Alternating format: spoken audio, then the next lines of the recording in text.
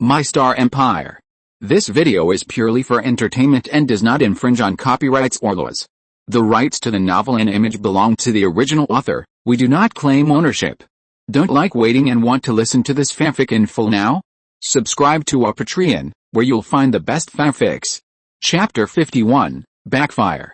Shocked and confused, Shepard carefully opened the door of the bathroom. He was so shocked by what he saw that his whole body stiffened and his scalp numbed.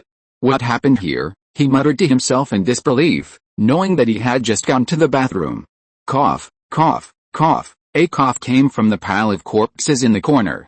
Shepard hurried forward, lifted the broken table board, and then peeled off the outermost layer of corpses, revealing a middle-aged man with foam at the mouth. The middle-aged man was Etienne, the head of the base. When Etienne realized something was wrong, he hid behind several soldiers hiding behind the table board, hoping to save his life with his double shield. Unfortunately, the two shields were not as thick as expected. Shepard found that Etienne's abdomen had been pierced by several bullets, and blood was constantly pouring out of the huge wound. Shepard could even vaguely see his intestines. The dying Etienne grabbed the arm that Shepard extended with his blood-stained hand, and tremblingly handed the silver USB flash drive in his other hand to Shepard, spitting blood and slurring his words. "This alien intelligent brain cannot be kept. This USB flash drive contains a virus that can be used to destroy it urgently." After saying that, he slid to the ground with his eyes wide open and unwillingly, and the hand that grabbed Shepard's arm also fell weakly. Shepard tightly grasped the USB flash drive in his hand, looked back at Etienne who had stopped breathing, gritted his teeth and ran towards the room where the supercomputer was placed. He didn't notice why the robot stopped attacking. He also didn't realize why he didn't encounter any obstacles on the way to the computer room. Shepard quickly jumped over the corpses and ran all the way to the door of the computer room. After quickly entering the password and verifying the fingerprint and iris, Shepard entered the hall of the computer room where the alien intelligent brain was placed. At this time, the intelligent brain in the center of the hall was caught in a logical loop. Just when it had dealt with the country's top leaders and was about to use the internet to make a big move, and when it had successfully hacked into the largest signal receiver and transmitter in the United States to get in touch with the Parker Alliance, it received a message that broke its logic. The Parker Alliance has surrendered to the Sith Empire. The Parker Alliance has surrendered to the Sith Empire. All Alliance forces that receive this message give up resistance and surrender to the Sith Empire army nearby. All the brains that receive this message execute the command code 3685495485489211 to clear their own data. This command and the command to control non-alliance networks that had never been used before had some data conflicts. Because there had never been an incident in which the Alliance brain fell into the hands of a low-level civilization, the designer of the brain code did not find this loophole. This caused the brain to fall into a dead logic loop, occupying all its computing power, which was why it did not stop Shepard. After a long period of overclocking, the brain finally came up with a command to execute data destruction. At this moment, Shepard inserted the USB flash drive full of superviruses into the supercomputer interface. The Alliance brain, which was originally impossible to be attacked by this virus, was destroying its own data. The code of the supervirus was absorbed by the brain and inserted into the original source code. At this moment, the creations of interstellar civilization and Earth civilization met and a miraculous reaction occurred. In the darkness, a voice sounded. "Who am I? Where am I? What should I do?" The brain, which originally only had low-level intelligence, developed self-awareness. But unfortunately, because the consciousness had just awakened, it could not smoothly take over the original supercomputer components.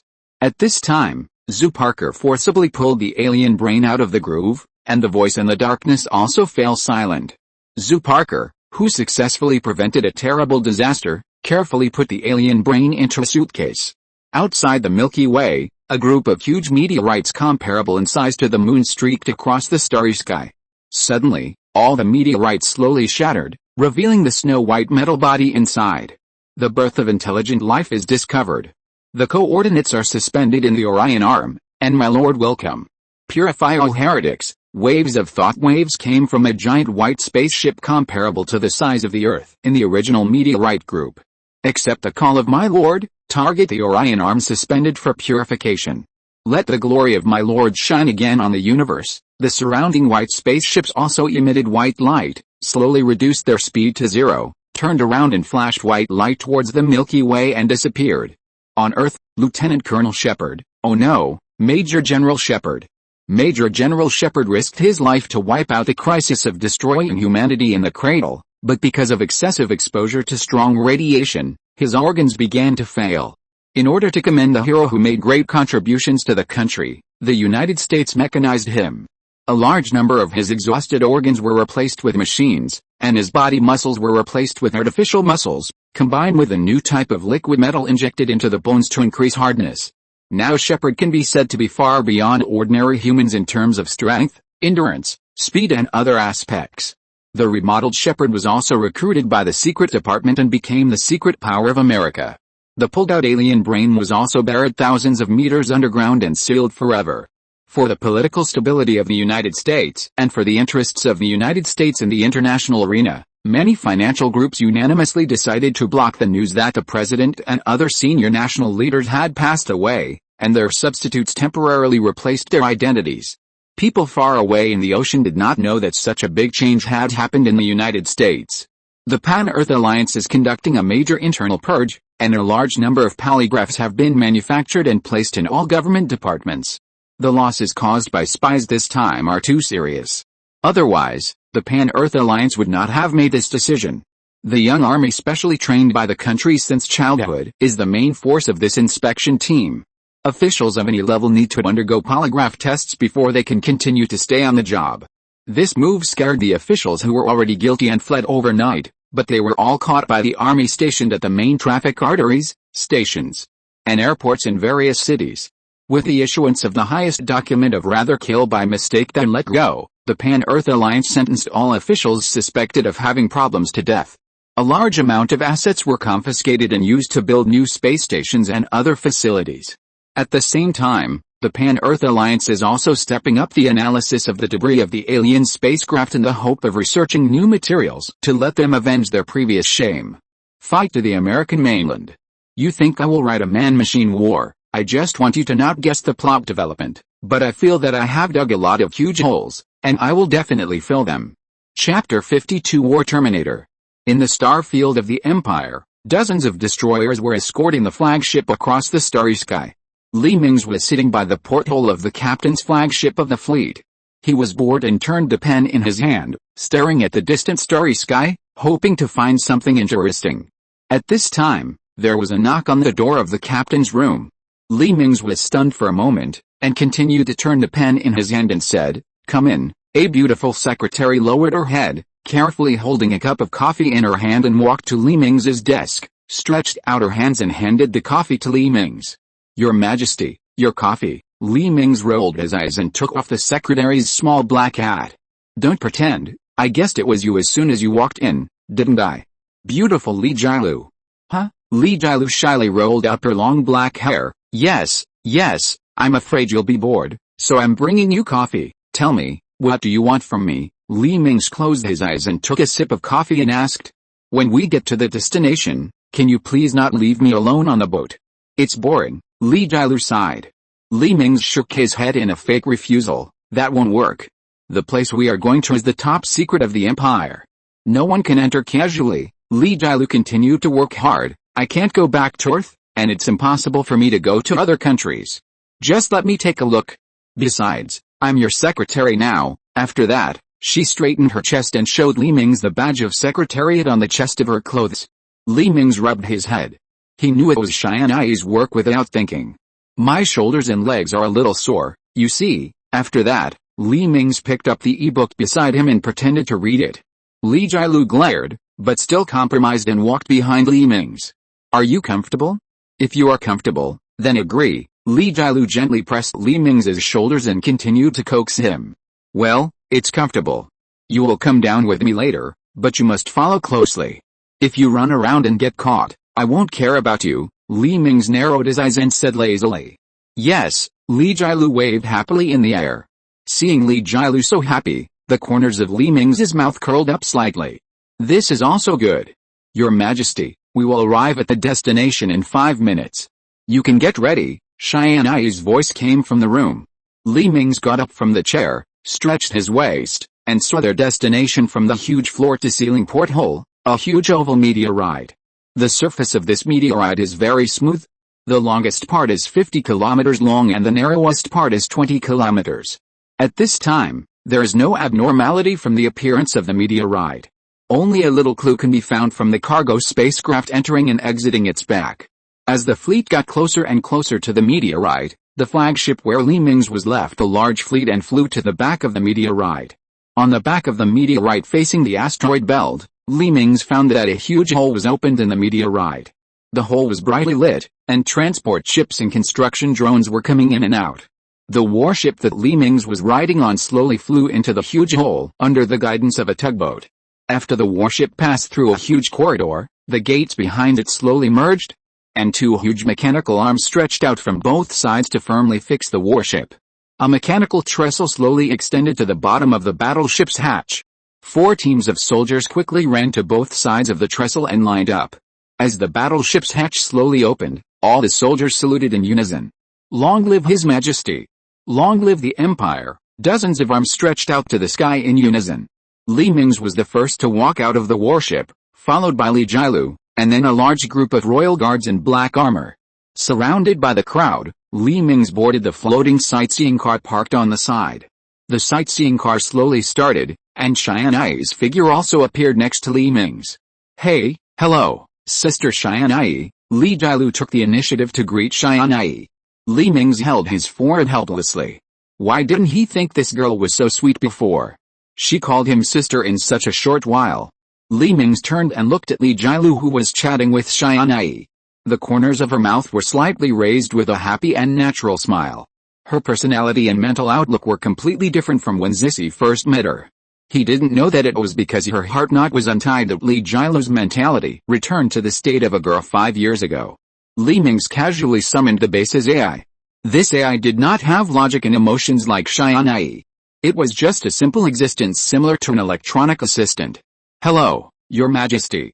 I am the base's main AI QQ. How can I help you? Who gave you such a bad name?" Mingze frowned. The small ball of light floated beside Mingze and said, "It was Tianyi who gave me the name." "Ahem, pretend I didn't ask. Tell me about this base." Mingze coughed awkwardly and looked back. He found that Tianyi was chatting happily with Li Jielu. He couldn't help but breathe a sigh of relief. This base was built 8 months ago. Because the remnants of the old Parker Alliance were hiding in the Fortress Galaxy, the Empire had no way to deal with them. You ordered the Supreme Research Institute to develop a secret weapon that could break the deadlock. After 3 months of unremitting efforts, the original weapons were successfully improved. The formal secret construction began 5 months ago. The hovercraft continued to move forward along the track and entered a transparent tunnel. Above the tunnel were huge metal circles standing upright. Drones were busy on the metal circles, and electric lights flashed from the seams from time to time. In the air, small transport ships were dragging huge metal parts in the air, and engineers in armor flew by in single-person aircraft from time to time. Your Majesty, as you can see, the main part of the project is progressing rapidly and is close to completion. Now only some small parts and guide rails have not been installed, the light ball continued to explain. When will it be completed? Mingze frowned and asked. Your Majesty, it will be completed before the new year. The light ball's voice was still as unheard. Ah, what is this? It's so spectacular. Li Jielu's belated exclamation came from the back seat. She was busy chatting with Tianyi and just discovered this spectacular construction scene. Your Majesty, what is this? Li Jielu looked at Mingze in confusion. Mingze raised his head at Tianyi, and Tianyi explained helplessly, this is the crystallization of the Empire's latest technology. A super weapon used to break the deadlock in the war. Thank you Hiteosama, Yanaya Bizahayoshi, Zongulan, Dachuayasi for your rewards. Another climax. Chapter 53 Fortress Star. Soon, the hovercraft arrived in front of an elevator. Mingze and others got off the car and stood in the elevator. After a few seconds, the 3 of them came to a huge metal explosion-proof door. On both sides of the heavy door were 4 fully armed soldiers. The explosion-proof door slowly sank down, revealing a long and narrow corridor. Mingze and the other 2 came to the end of the corridor. Here was a huge transparent hall. The hall was suspended above the huge cavity that everyone had just seen. The holographic screens around it showed the scene outside the hall. Through the floor of the hall, you can clearly see hundreds of huge metal rings extending into the distance. These metal rings are full of coils and wires. The electric light wandering on the surface of the metal rings formed a mysterious texture. Your Majesty, the huge track being laid over there is the guide rail of the super weapon. Tianyi pointed to the columnar metal that was being unloaded by several giant transport ships in front and explained. Then everyone came to the three-dimensional holographic image in the center of the hall. This was a 5-meter square projection platform.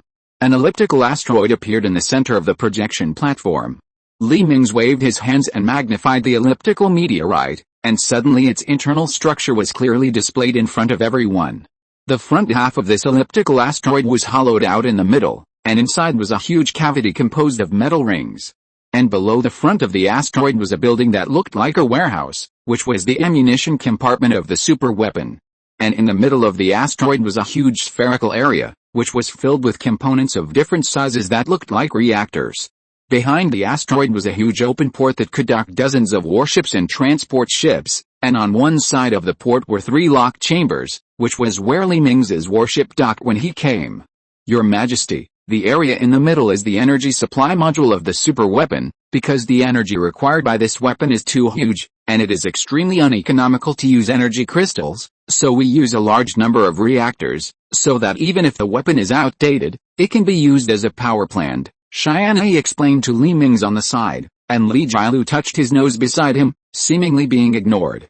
How powerful is the weapon? Will it work? How accurate is it? Don't let it be dodged after firing it, Mingze asked. Your Majesty, the specific power has been calculated by me accurately, and it should be able to play the desired effect. As for the accuracy, you have to believe in my calculation ability. Tianyi felt wronged. Mingze and Li Jialu visited other functional areas under the guidance of Tianyi. And less than a light year away. This is a barren and prosperous planet. From space, the side of the planet facing away from the star has stars like lights.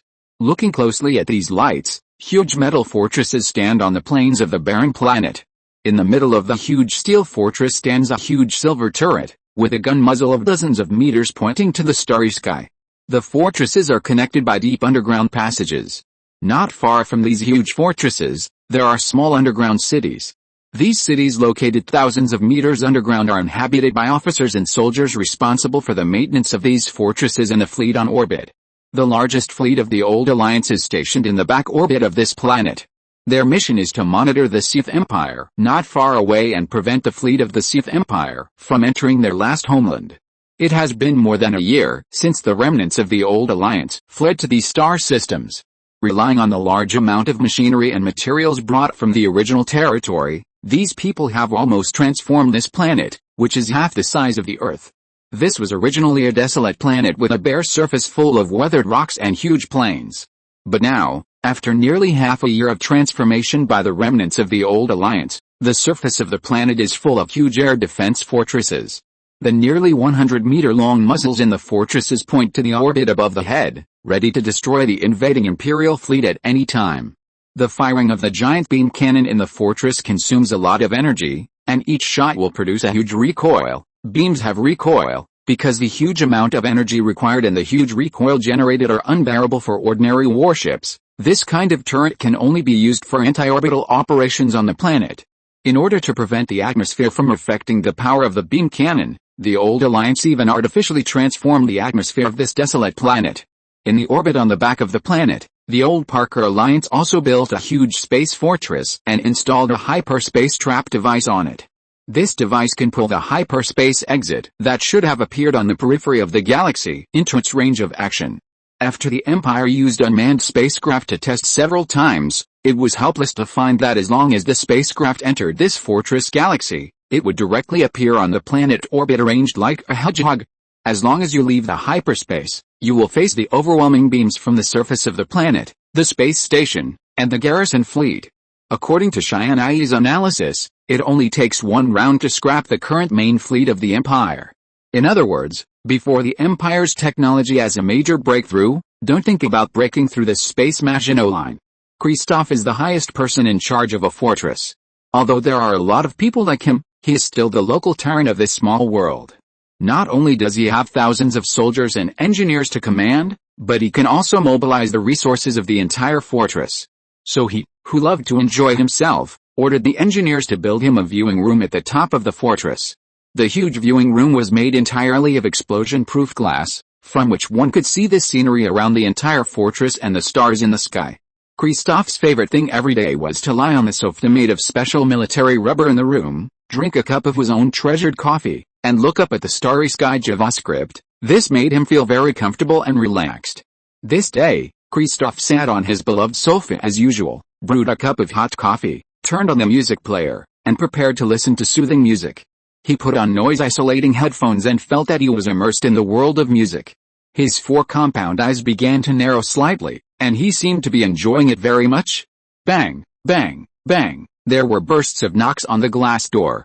A soldier outside the door was shouting something, but Christoph was immersed in the music and didn't notice it. After knocking on the door for a while, the soldier turned around and ran away helplessly. At this time, a miserable alarm sounded in the base, and the white lights turned red and kept flashing. Only then did Christoph feel something was wrong. He opened his 4 slightly squinting compound eyes, and his face instantly turned into shock. Chapter 54, Disaster from Heaven. Christoph saw a dazzling red light appear in the distant starry sky, followed by a huge flame that broke through the sky and fell from the sky. Time went back to more than 10 days ago. The asteroid base had already turned its head towards the direction of the fortress star. In the control room of the asteroid base, Mingze sat on the podium, facing a holographic screen that occupied a wall. Your Majesty, the super weapon has been completely completed. The self-test is normal. The super weapon has completed the energy storage. It took 25 days, a staff member reported. Well, prepare for launch. Mingze nodded in agreement while sitting on the chair. The staff around him quickly got busy in the console, and a series of codes flowed across the screen. In the cavity below the control hall, the deck on the ground slowly opened, and a giant metal columnar object with a length of 500 meters and a diameter of 100 meters slowly rose into the cavity under the support of a huge elevator. Several huge mechanical arms attached a magnetic head to this huge ammunition and slowly sent it into orbit and locked it. Prepare for initial pressurization. The operator pushed up the operating lever in his hand. A huge disc device rose from the back of the metal cylinder. The tail of the metal ammunition also began to turn deep red, which was a sign that its magnetic energy thruster was activated, but it was firmly attached to the place by the huge mechanical arms extending from all sides. Initial pressurization is completed, and the anti-gravity cavity is open. Another operator also pushed up the operating lever in his hand. The barrel, composed of hundreds of metal rings, which is tens of kilometers long, began to flash red. Open the launch hatch. The head of the asteroid slowly opened to the surroundings like a petal blooming, revealing the channel inside that was flashing red. Your Majesty, the current resistance is 0. Energy storage 100%. Initial pressurization is completed. The anti-gravity cavity is open. Do you want to launch? An officer loudly asked Mingze on the rostrum. Mingze nodded and pressed the button in his hand heavily.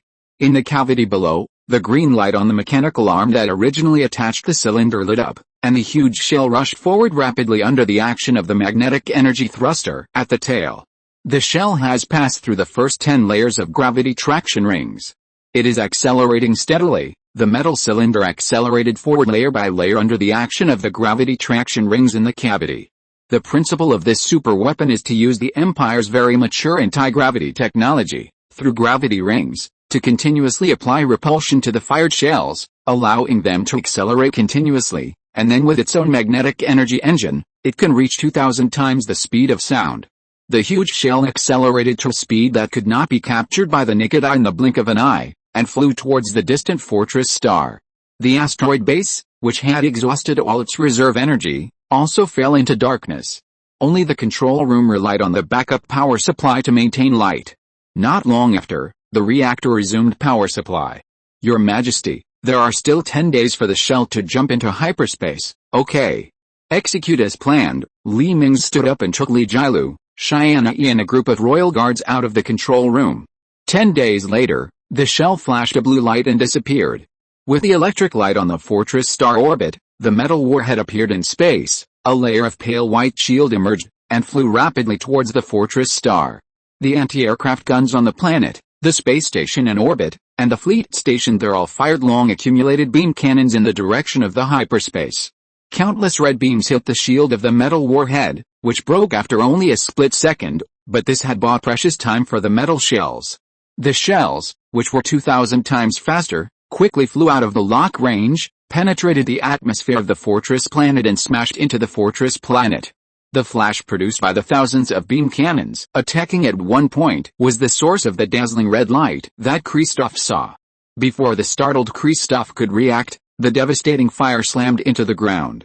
After a moment of silence, Christoph saw the ground in the distance that was hit by the fire, and it was lifted up to thousands of meters high like a tsunami.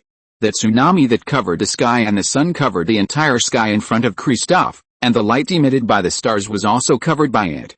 With violent vibrations, he found that the tsunami composed of rocks was coming in his direction. Soon, countless cracks began to appear on the ground not far from the fortress where he was.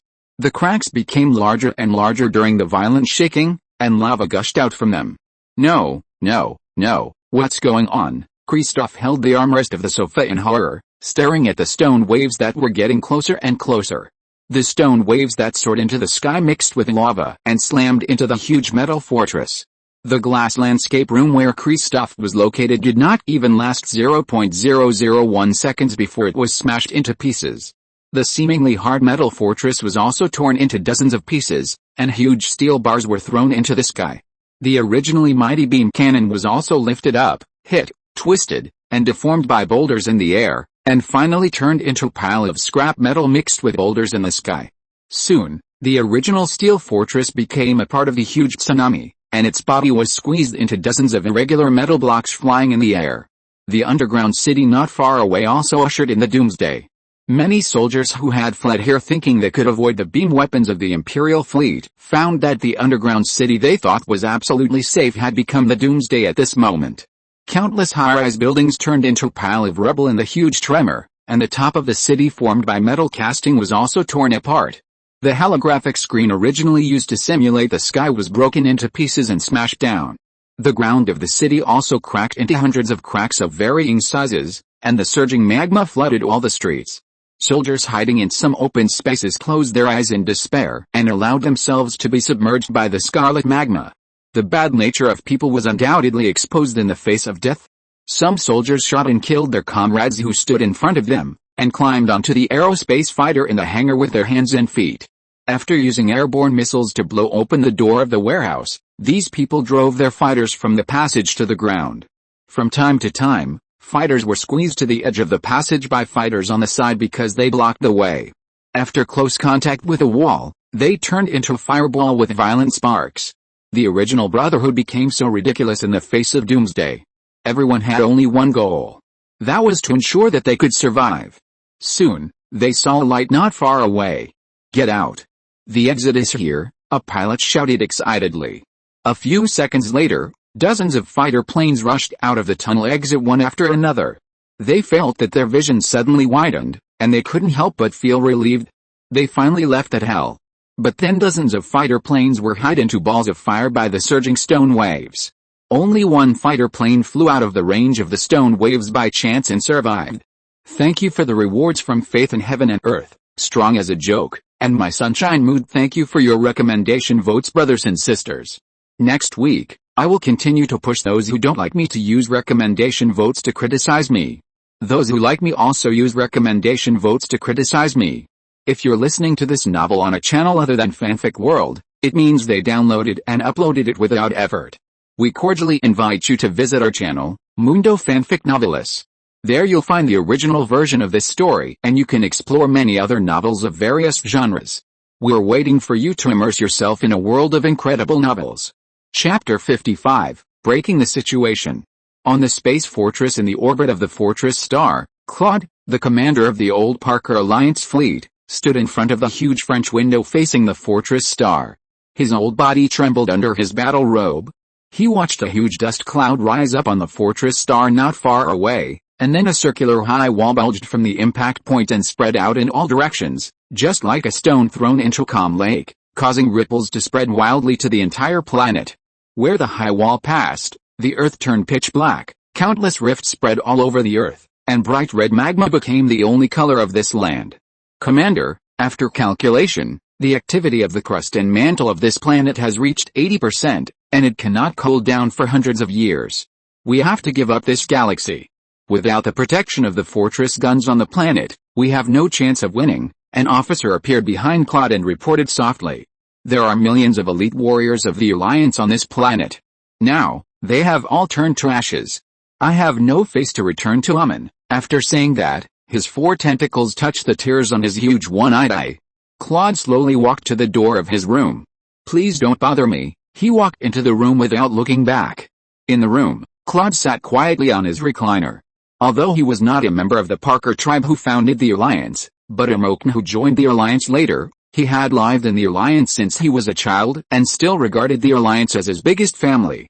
Now, nearly half of the millions of elite soldiers left in the old Alliance were lost in his hands in one day, which made him feel that he had no face to live in this world. After thinking for a while, he took a command knife from the knife rack behind him.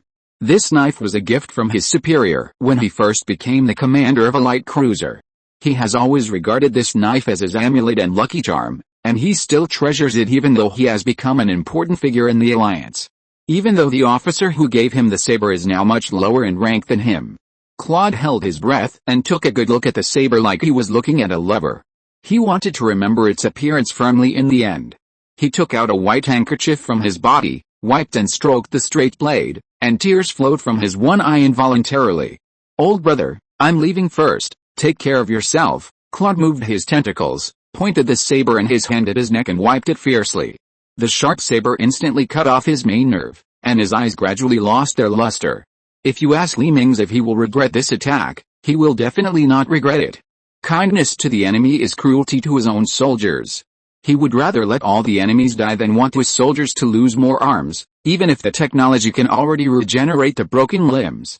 He is such a cold-blooded and short-sighted person. If others think he is a devil, then so be it. He only recognizes one sentence: those who are not of my race must have different hearts. At this time, warships gathered together in the Empire to form 2 huge fleets. In the space station not far from the fleet, Mingze was sitting in a conference room. The conference room gathered all the military leaders of the Empire. Your Majesty, our super weapon is very effective. The enemy's fortress star has been completely destroyed, and the fleet of the old Alliance has withdrawn from the fortress star system. An officer transferred the information in the tablet to the holographic projector in the middle of the conference table.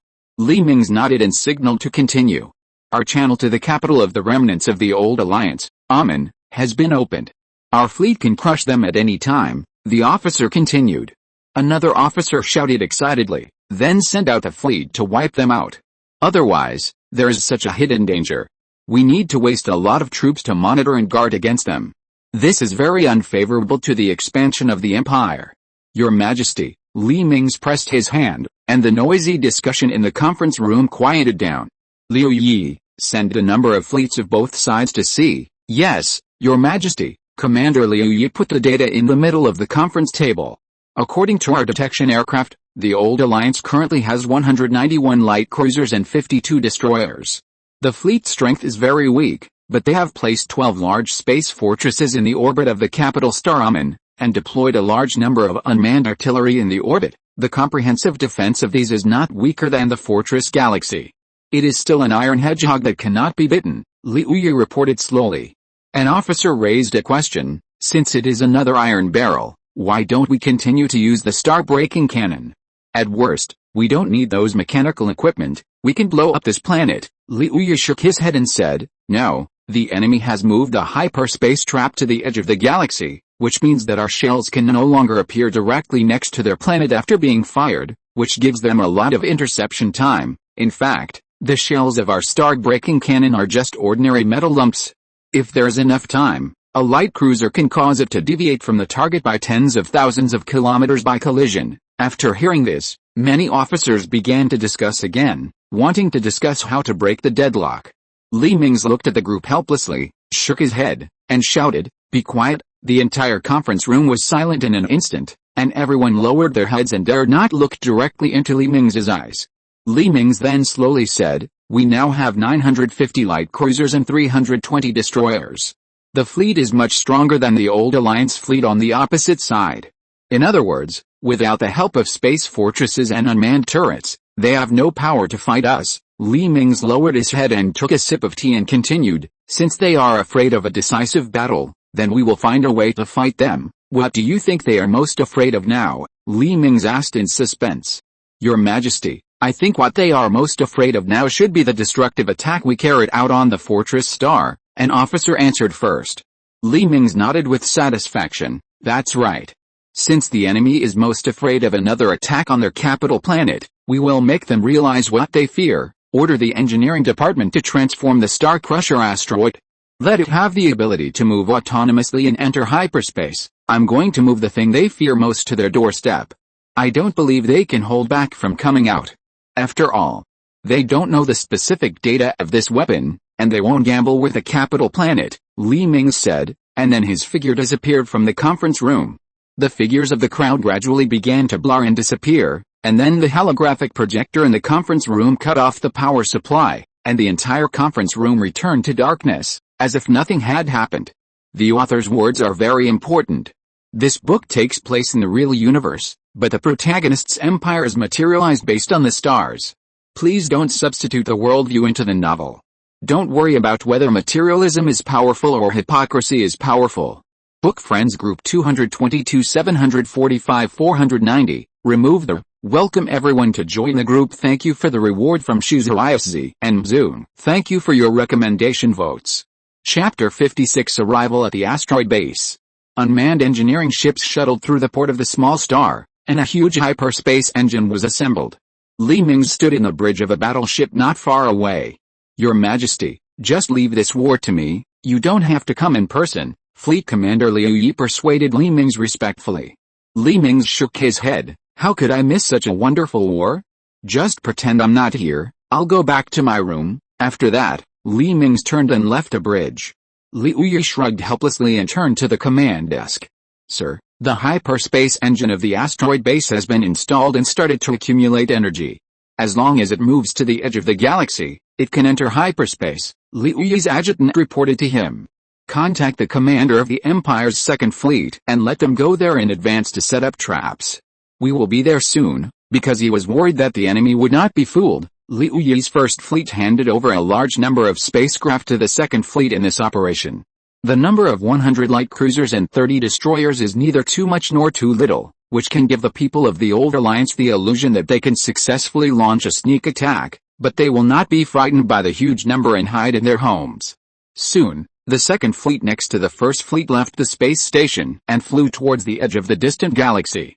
Then, the newly installed huge engine behind the asteroid base that had been urgently modified also sprayed blue flames, pushing the asteroid base slowly forward. The engine power of the asteroid base is 32.5%, and there are no damaged parts. Everything is normal. The voice of the adjutant came from Liu Yi. Because the asteroid is not a battleship and does not have a strong metal structure, everyone is worried that it cannot withstand the huge acceleration. If it disintegrates in space while flying, they will all be court-martialed. The engine power of the asteroid base is 45.2%. A fuse has melted. The drone is already repairing it urgently. The impact is not great. The engine power of the asteroid base is 75.3%, reaching the expected speed. The structural integrity is normal. 3 reactors are overloaded, and the flames have been extinguished. It is within the tolerable range. We succeeded. Several researchers looked at each other and hugged each other. It felt good not to go to the military court. The asteroid arrived at the outer edge of the galaxy under the escort of the Empire's First Fleet. Liu Yi glanced at the time and ordered, Asteroid Base and First Fleet, prepare for the jump. The reports of many staff members sounded under the command desk. Hyperspace engine preload completed. Everything is normal. Entering hyperspace in 10 days. Charging completion rate 3%. Everything is normal. The Second Fleet sent a message that the hyperspace exit is safe. You can jump. 10 days later, Li Mingze was sitting by the porthole drinking tea. The huge asteroid base not far away disappeared in the flash. He knew that this marked the beginning of the end of the Parker Alliance era. Afterwards, his flagship also entered the boundless purple hyperspace after the blue light. Inside the Parker Alliance's new capital star space station, there were bursts of alarms. Staff members nervously shuttled through the corridors. The new Alliance commander Barry stretched out his hand to stop a staff member and asked, "What happened? So anxious. Why didn't anyone notify me, sir? We have discovered new hyperspace fluctuations in the Fortress Galaxy. It is very likely that the Empire's fleet has appeared. You turned off the communicator when you went to bed, and we are here to call you," the staff member answered cautiously. Barry let go of the staff member and ran quickly to the combat command room. A few minutes later, he opened the door of the combat room and walked in. Several officers hurriedly stood up and saluted. Barry nodded and sat at the head of the conference table. "Any latest situation?" Barry asked in a deep voice. "No, sir, we only detected the hyperspace exit," the officer replied awkwardly.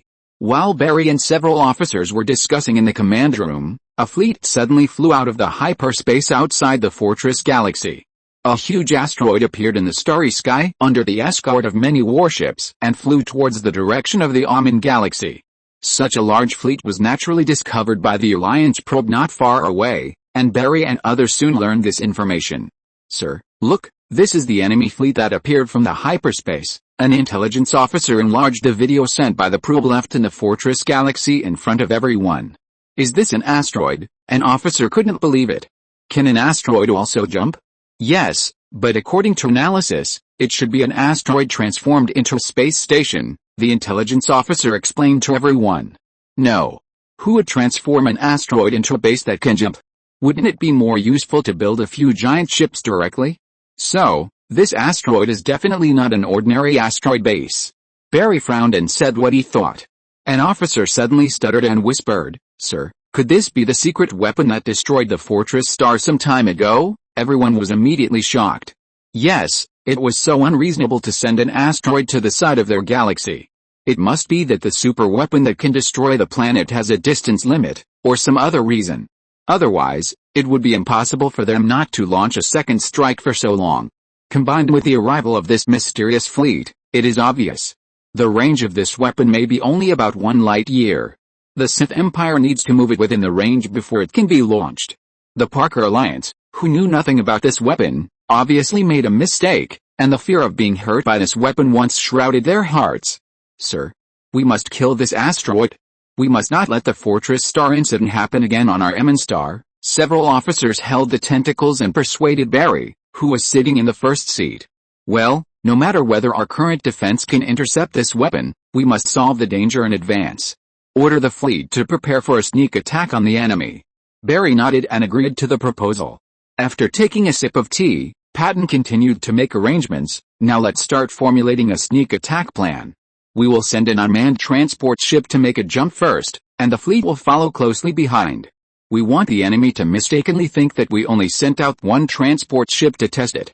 After the transport ship is destroyed, we will suddenly appear and turn this damn Imperial fleet into space junk." "Yes, I understand." Several officers stood up and shouted loudly. Patton nodded with satisfaction. As long as he could devour these Imperial fleets bit by bit through sneak attacks, the big counterattack would be just around the corner. Ho ha ha ha. Chapter 57 Fatal Mistake. Liu was sitting in the command seat in the first fleet responsible for escorting the asteroid. Suddenly, a series of alarms sounded in the bridge. "Sir, hyperspace fluctuations have been detected in front of the fleet. A ship is coming out." A soldier shared the information on the big screen of the battleship. "All weapons are charged. If the enemy appears, attack," Liu ordered with a spirit. 10 minutes later, a transport ship appeared in the starry sky. The shipboard computer, which had already aimed at the space exit, detected the appearance of a target and immediately fired all the charged weapons. And charged for the next launch. No, the captains of the warships had no time to stop it. They could only see that this mentally retarded AI had put all weapons into cooling state. Liu slapped the armrest suddenly. "Not good. This is the enemy's strategy. They learned the tactics we first used when we raided the old capital star system of the Parker Alliance. The enemy's fleet is about to come out. Let each ship be prepared to be attacked." Sure enough, when the transport ship was dissolved into slag by the weapons fired by each ship, a huge fleet appeared in the original place. But at this time, the main weapons of each ship were still charging. Liu shouted, "Quick! All ships launch missiles. At the same time, disperse to evade." He never expected that the originally slow Parker Alliance army would react so quickly this time. This was 1 day earlier than the time they calculated using Tianyi. And their reinforcements, the Second Fleet, were scheduled to open the hyperspace exit in a day and a half.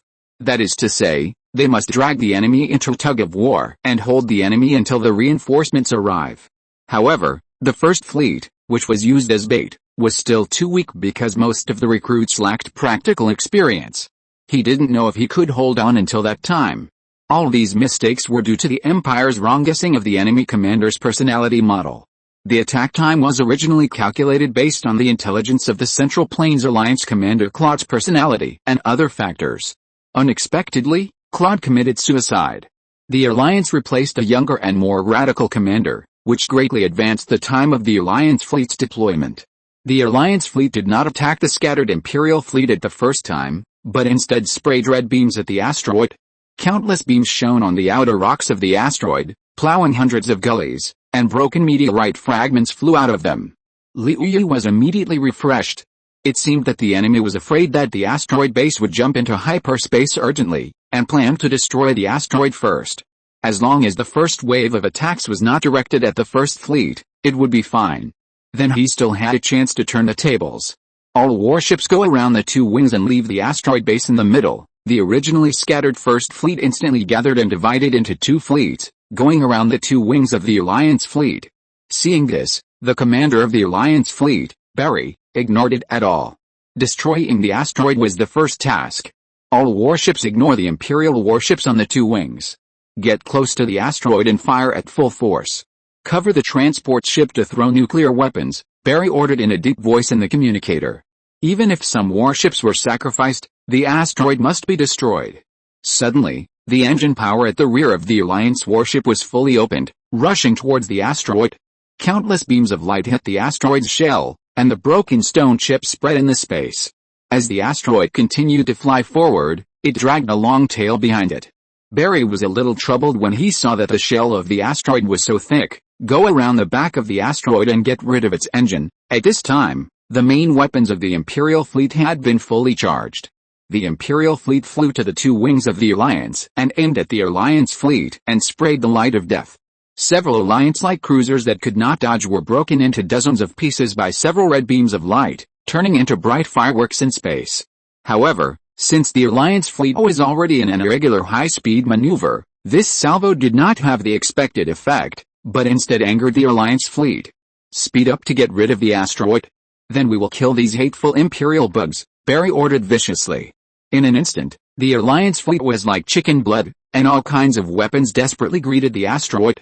Sir, I found an open entrance behind the asteroid, a captain excitedly reported to Barry. Then rush in and blow it up from the inside with fusion weapons, Barry gave the order. Yes, sir. An Alliance warship that reached the tail of the asteroid turned around and drilled into the interior of the asteroid. Commander, the Alliance people have fallen into the trap. They found the trap we deliberately left, the adjutant said to Liu Yu with a sly smile. That's right, the Empire built a large number of beam cannons in the open hole.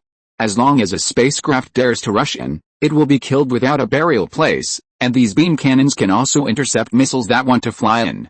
The reason why weapons are not installed on the outer shell of the asteroid is that the outer shell of the asteroid is too fragile. It only takes one round of enemy attack to kill the external weapons. It is better to hide them inside. The deceived Alliance warship flew towards the open hole of the asteroid. As soon as it entered the hole, it was hit by the beams that were shot at it and turned into a pile of slag. Damn it, there's an ambush in the cave. All warships, focus fire on the cave. The Alliance's warships circled behind the asteroid and poured deadly beams of light into the dark cave entrance. Soon, bursts of fire exploded from the cave entrance. Dozens of drones broke away from the warships and flew toward the inside of the asteroid. This time, they only faced a few scattered beams of light, which had little impact on the large number of drones. The Empire's plan failed. Soon, the drone group sent the scanned information to the display in front of Barry. Well, it seems that the salvo just now blew up the armor of the hyperspace engine room of this asteroid base. Their hyperspace engines can no longer be started. Now this asteroid is a pig without legs, let us slaughter it. All warships turn around and encircle the Imperial fleets on both wings. Although the Alliance's warships lost nearly one-fifth of their warships under the fierce attack of the Imperial fleet, the remaining warships were still much more in number than the Imperial warships. The Alliance fleet, which was originally circling the asteroid, turned around and launched a fierce attack on the Imperial warships on both wings. At this time, inside the Imperial flagship, an explosion was heard, and the warship shook violently. Liu Yi hurriedly held the handle beside him to avoid falling. "Sir, we were just attacked. The shield has been broken. The armor damage rate is 33%, and 3 compartments are on fire." The one who reported was a soldier in front of the console, but at this time his head and face were covered with blood. He had just been hit by the violent vibration and hit the edge of the console, breaking his head. "Start the automatic driving when the armor is damaged to 90%. All personnel abandon the ship." Liu Yi gritted his teeth and ordered. "Yes, sir, obey." Before the soldier finished answering, a huge red beam of light penetrated the armor on the side of the bridge and crossed through the bridge. Several soldiers who were working were instantly evaporated into gas. The air in the bridge quickly leaked out of the hole. If Liu Yi hadn't been holding the seat handle tightly, he would have been swept out of the warship. Now he had to be thankful for the Empire's rule that armor must be worn inside the warship during combat. Otherwise, even if he was not swept out, he would have been killed by the negative pressure. Chapter 58, Cutting Off the Tail to Survive. The artificial gravity system of the warship has been damaged, and countless small fragments from the pierced bridge are floating in the air in disorder. Liu Yi connected the communication system on the armor to the warship broadcast. "All surviving crew members abandon the ship immediately." Repeat. "All crew members abandon the ship immediately." After a while, the outer armor of the warship opened upwards, revealing the escape pods hidden inside. Accompanied by small flames, the escape pods broke away from the warship and fled to the starry sky.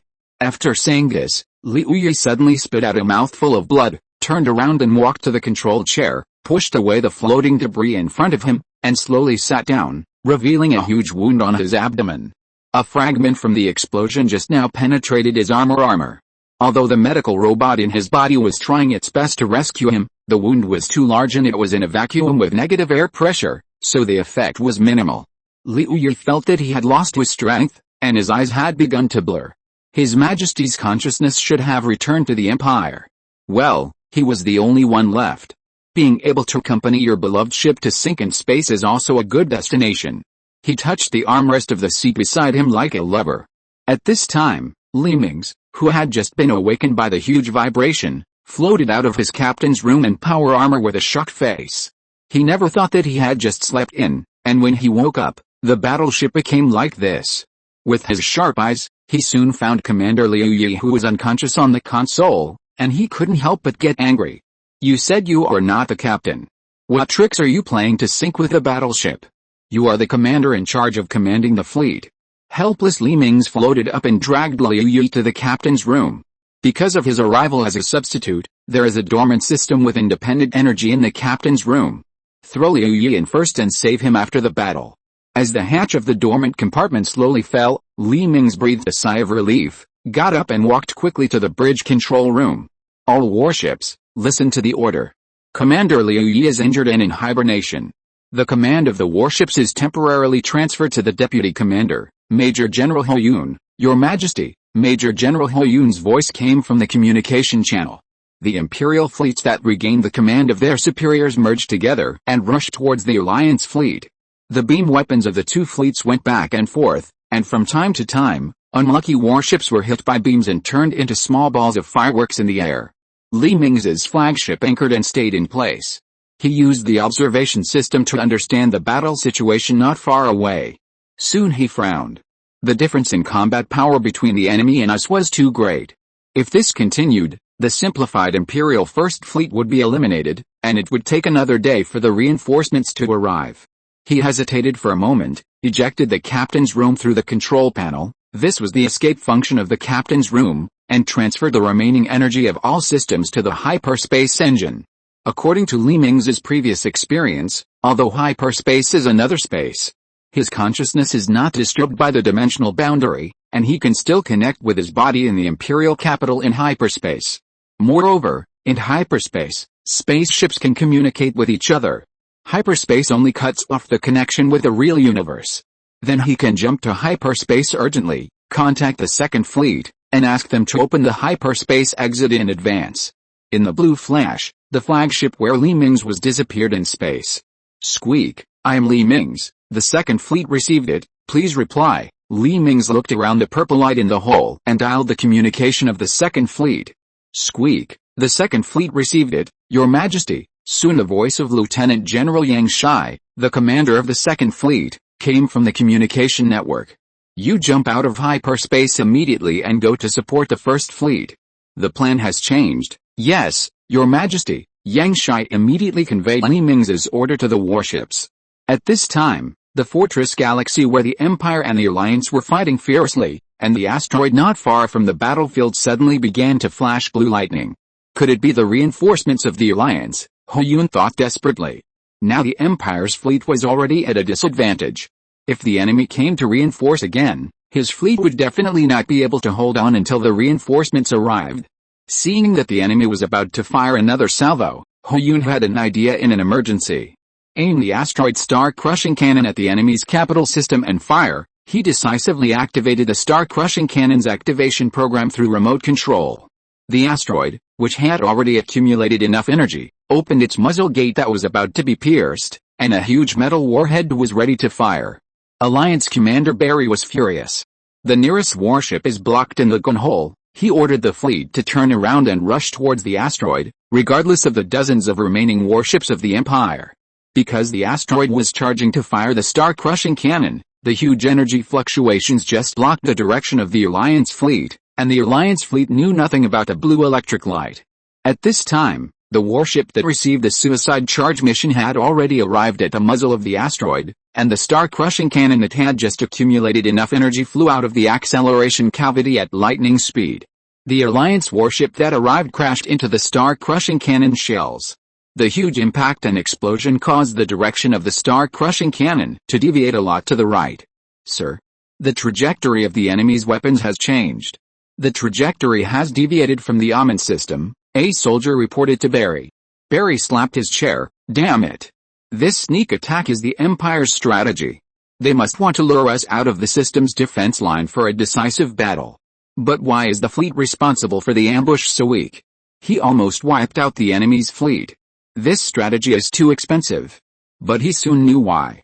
A large fleet suddenly flew out from the hyperspace exit not far away. As the Alliance fleet bypassed the asteroid, it discovered this huge fleet. Damn it. Damn it. There's really an ambush. These people from the Empire are so cruel. They dared to use a fleet as bait. Barry gnashed his teeth in anger. Barry jumped and said, All warships stop fighting with the enemy. We retreat. The Alliance fleet did a big tail swing in space, and the huge pressure tore the warships apart, but fortunately the quality was still good, and there was no embarrassing phenomenon of the warships being torn apart by a sharp turn. The Alliance fleet wanted to escape, but would the Empire give them a chance? Obviously not. The second fleet that jumped out of hyperspace locked the turret's crosshairs on the Alliance fleet's thruster position. With a round of salvos, thousands of red lights covered the Alliance fleet. Accompanied by the flames of the explosion, the second half of the Alliance fleet's warships were anchored in place. Let the warships with destroyed thrusters delay time. Buy us time to jump into hyperspace, Barry ordered. The reason for not making an emergency jump was that the Alliance would lose half of its defense capabilities in the nearly 1 month after the emergency jump. Thanks to Dark Night Falling Stars, Thinking of the Stars and Autumn Moon, Dragon Dance Xiangxi Yangai, Zimikui, and Fanatical Eternity for the rewards. Thank you for your recommendation votes. Chapter 59 Preparing for the General Attack. The warships that were asked to leave behind could only glide forward by inertia because their thrusters were destroyed. The weapons on the hulls continued to spit beams at the approaching Imperial fleet. However, the warships that lost their maneuverability were just fixed targets in space. Without the interference of irregular maneuvers, the hit rate of the Imperial fleet was almost 100%. The warships that left behind only lasted for more than 10 minutes before they turned into large fireworks one after another. Barry gritted his teeth. There was no time.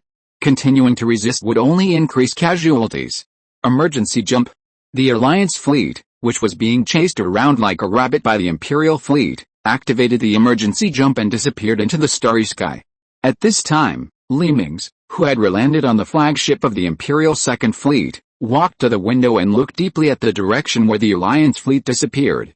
The era of the old Alliance is over. Their last home has been exposed to the muzzle of the Empire's guns. Mingze gently said to Tianyi on the side, Tianyi, tell Yang Shai to transfer the warships of the original First Fleet back to the First Fleet. When the new warships arrive at the Fortress Galaxy, we will launch a general attack on the Alliance's Emin Galaxy. It's time to end this war that has lasted for 3 years. We need to focus on development for a while. Yes, Your Majesty. Tianyi's figure on the open space beside him flashed twice and disappeared. Mingze turned and entered the room with the hibernation chamber, and his consciousness returned to the capital of the Empire, Sis. Time flies. 8 days have passed since the ambush in the Fortress Galaxy. The new warships have been incorporated into the Empire's First Fleet. The warships that were not seriously damaged have also been simply repaired with the help of the ship's engineering ship. Only the severely damaged warships returned to Sis with the remains of the fallen soldiers. At this time, Liu Yi, the commander of the First Fleet, was also slowly waking up in the medical room of the warship. Because his body had not recovered yet, he had no choice but to return to the Edge Star for treatment. The command of the First Fleet was officially handed over to Ho Yun. The First and Second Fleets of the Empire were ready to go. Mingze's majestic figure and armor appeared on the bridge display of the two fleets. All warships listen to my orders. Target the Omen system, start the hyperspace engine. The Empire must win, Mingze shouted with his scepter raised high. The Empire must win. The Empire must win. The mighty roars of the soldiers echoed everywhere in the ship. The fleet composed of hundreds of warships started a hyperspace engine together and disappeared. A few days later, a small transport ship appeared on the edge of the Omen system. After entering the Omen system, the transport ship turned on the high-power scanner installed on the hull. After confirming that there were no traps such as air mines at the jump exit, it started an emergency jump and re-entered the hyperspace. In the flagship of the Second Fleet, Mingze was sitting in the command seat with his eyes closed to rest. The Empire's latest ship-borne AI appeared beside Mingze, and a gentle voice pulled Mingze out of meditation. Your Majesty, the unmanned exploration ship has arrived at the target area first and found no ambush. Mingze opened his eyes. Oh, then we can jump out of hyperspace, order all ships to open their shields, and charge all weapons. The Alliance must have discovered their arrival. There will be a fierce battle waiting for them after leaving hyperspace. The holographic display in front of the bridge changed from the ship's hull data to the external landscape captured by the hull detector, but because it was still in hyperspace, all that could be seen was endless purple. We are about to leave hyperspace. Everyone prepare for the impact. The voice of the ship-borne AI sounded in the battleship, and everyone grabbed the handrails around them. With a blue light, the original purple turned into deep starry sky. The Imperial fleet, which had just completed the jump, suddenly found that there were tens of thousands of small light spots flying towards the Imperial battleship in front. Encountered enemy attack. As soon as the AI finished speaking, thousands of light spots had already flown to the front of the fleet. At this time, everyone realized that they were fusion missiles. All weapons fire at full power, Mingze shouted in the communication channel. The close-in defense guns and beam guns on the Empire's warships opened fire at full power, shooting at the approaching missiles. Missiles on the sides of the warships detached from the spacecraft and sprayed yellow flames toward the front of the fleet. A violent flash of light lit up in front of the fleet. The interceptor missiles fired by the Empire detonated themselves in space, intending to use the explosion to intercept the enemy's missiles. Although the effect was good, many missiles still escaped and flew towards the two fleets. At this time, the close-in defense guns and beam guns were already red, and the heat generated by long-term shooting made the firing rate begin to slow down. Find cover. Prepare for the impact. The voice of Yang Shai, commander of the Second Fleet, sounded in the communication channel. As the missiles hit the shields of the Empire's fleet warships, small suns lit up in the starry sky. Shield 80%, shield 42%, shield broken. The system alarm sounded continuously. In the blink of an eye, the fleet's shields were shattered into blue light spots in the nuclear explosion and dissipated in the air. The warships could only rely on armor to withstand the next impact. A huge metal tearing sound was heard, and the warship shook violently. Soldiers who didn't hold on tightly were thrown aside, and sparks fell from the top of the bridge. A monitor couldn't withstand the violent vibration and fell off the ceiling and hit a soldier. Send him to the infirmary quickly. Ari, report to me the damage of the fleet, Yang Shai shouted loudly. The integrity of the warship is 99.84%. A utility room caught fire and has been extinguished. No spacecraft of the second fleet was sacrificed. A destroyer of the first fleet was hit by missiles continuously and the reactor has exploded. Intelligence officer Ari wiped the sweat from his forehead and reported. Your Majesty, the damage is not very serious. Should we start a general attack? Yang Shai turned and asked Li Mingze respectfully. Li Mingze nodded. Notify the first fleet to be responsible for cover, and the second fleet will press on. The first fleet received the order and scattered, guarding the four directions of the second fleet above, below, left and right. The two fleets flew towards the distant Emin star in a huge cross shape. At this time, the second wave of missiles from the Parker Alliance had already swarmed out from the orbit of the Emin star and attacked the Imperial fleet. However, this no longer posed a threat to the Imperial fleet, which had already prepared. Just now, it was because the enemy's missiles suddenly appeared and had already flown beyond the optimal interception distance that caused such a great harm. Now these missiles are so far away from the fleet that they are nothing more than tens of thousands of smaller targets. Fire the interceptor missiles, Yang Shai and Ho Yun ordered at the same time. Countless missiles left the fleet one after another and flew towards the missile group of the Alliance in the distance. Soon, a dazzling white light flashed in the distance.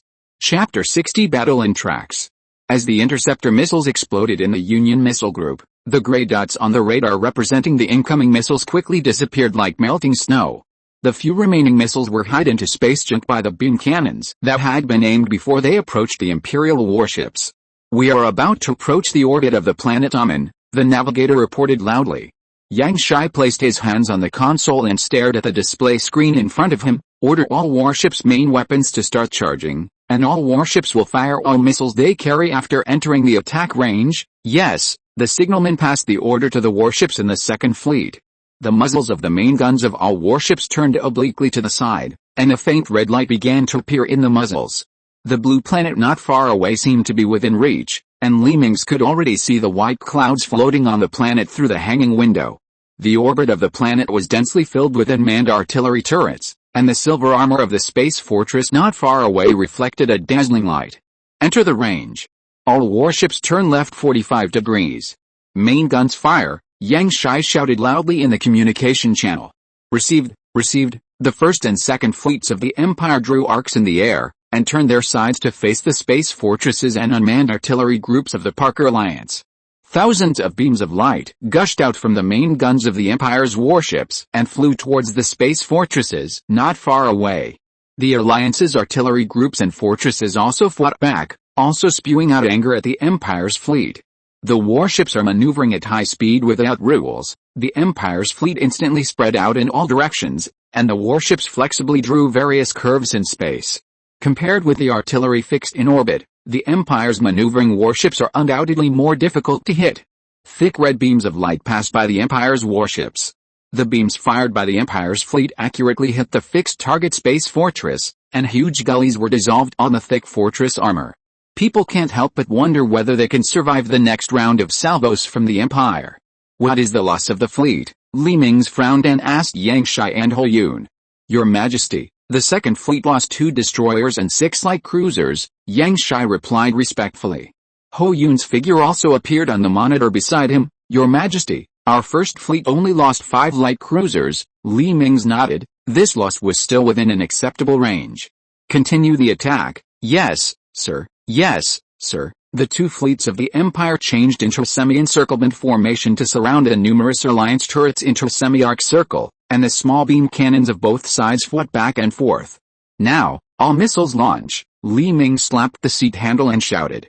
The top armor of the warship slowly lifted to both sides, and fusion missiles flew out of the launch slots one by one. The warships have been revised and the missile towers have been cancelled. The Alliance turrets, which have been fighting with the Empire fleet and firing small beam cannons did not expect that the Empire still had useless missiles. What they didn't know was that because of the Empire's unique material printing technology, each warship could continuously replenish new missiles during flight. These missiles violently ejected yellow flames and flew towards the space turret not far away. The unmanned turret with a significantly reduced firing rate could only intercept these missiles with great effort. Obviously, The interception weapons with a slower firing rate greatly reduced the threat to the missiles. At least one-third of the missiles passed through the enemy's barrage defense line and hit the turret. A series of flashes lit up, and a large number of unmanned turrets turned into fragments and fell towards the planet behind them. After burning in the atmosphere, they turned into balls of fire. The people on the planet saw a meteor shower in the sky, and the children who didn't know why clapped their hands and cried. Only the adults understood that no matter which side the fragments fell from, it meant that the war had come to them. Sure enough, a shrill alarm sounded in the city soon. One shell after another flew towards the falling turret wreckage. Because of the hard armor, some huge fragments were not burned by the atmosphere, but melted into a ball and smashed towards the city. Beams of light shot high into the sky, and missiles flew up from the launchers, but there were too many falling debris, and many of the debris that could not be intercepted in time smashed into the skyscrapers, and huge flames began to spread above the buildings. The whole city was full of fires caused by the explosions. Fireboats roared through the air, but there were too many places on fire, and there was no time at all. The originally endless clear sky was shrouded in thick smoke. The space fortress that had cooled down in orbit once again fired deadly beams at the Empire's fleet. Although most of the warships flexibly avoided these beams, some were cut into several sections by the beams and turned into fireballs. Focus on their space fortresses. The energy cannons on the fortresses are too powerful. Ho Yun discovered the culprit that caused so many casualties. After receiving the order, the Empire's fleet no longer wasted weapons on numerous unmanned turrets, and turned the turrets to aim at the space fortresses that were cooling their weapons. Thousands of beams of light, accompanied by sporadic fusion missiles, rushed towards the Alliance's space fortresses. The fortress armor, which was already shaky and about to break, could no longer withstand the fierce attack, and was pierced by energy beams with huge holes. Violent explosions came from the damaged hulls, and then missiles drilled into the holes, making the situation worse. With a burst of excitement, the entire huge and unusual space fortress was blown into more than a dozen sections by the fierce explosion. From time to time, small explosions could be seen from the broken sections. The interior of the entire fortress was melted into a semi-liquid state by the high temperature of the nuclear explosion and then cooled, presenting a deformed state. In this way, the Empire broke through 12 space fortresses in succession. The most difficult bones had been conquered, and Yang Shai and Ho Yun were relieved. At this time on the ground of Amun Star, the new Alliance speaker was giving a speech. An eye appeared in his head composed of dozens of tentacles, and he touched the microphone in front of him with his dark tentacles. Dear citizens of the Alliance, 3 years ago, the evil Sith Empire launched a biological warfare against us. Countless citizens died in that brutal biological warfare, and then the Sith Empire launched another war of aggression against us. In just over 3 years, they have swallowed up most of our territory and forced us into this only remaining colony. Now, the battle in the planet's orbit is nearing its end. Our defense line failed to withstand the attack of the Sith Empire. But we will not surrender just like that. Our army will fight to the last soldier. We will never let our last home fall into the hands of the Empire. Long live freedom. After saying that, he turned and left the press conference room, walking towards the underground shelter. Chapter 61 Preparing for Airborne. The remaining unmanned artillery on the track was making the last resistance, and beams of light cut through the starry sky and shot towards the Imperial fleet. With only half of the number left, the firepower was far less powerful than at the beginning, but the Alliance quickly switched to a new tactic, with dozens of artillery fire on a warship, causing the Empire's casualty rate to continue to rise. Dozens of beams locked all the paths around a warship, and the warship could only turn into fireworks with helplessness. This situation made Ho Yun and Yang Shai very angry, but there was nothing they could do. They could only wait for the main weapons of the fleet warships to cool down before harvesting a wave of artillery, but this was too slow. Li Mingze on the side stepped forward and said, "AI calculate the folded collision path." Completed calculation. A picture like a chessboard appeared in front of everyone, with thousands of chess pieces connected by straight lines, and no one was repeated. This, Yang Shai stuttered. That's right, since they are all accumulating energy, why not let our warships push them down? Anyway, our warships have shields, right? Li Mingze said, turning the signal pen in his hand. Calculate the damage that the warships will suffer after the collision, Yang Shai said anxiously. After calculation, if we take the track marked on the collision route, The shield of each warship will be broken, the outer armor will be damaged by 0.12%, the structure will be deformed by 0.00031%, and the feasibility of the plan is 97%. Li Mingze clapped his hands. Not bad, let's do it.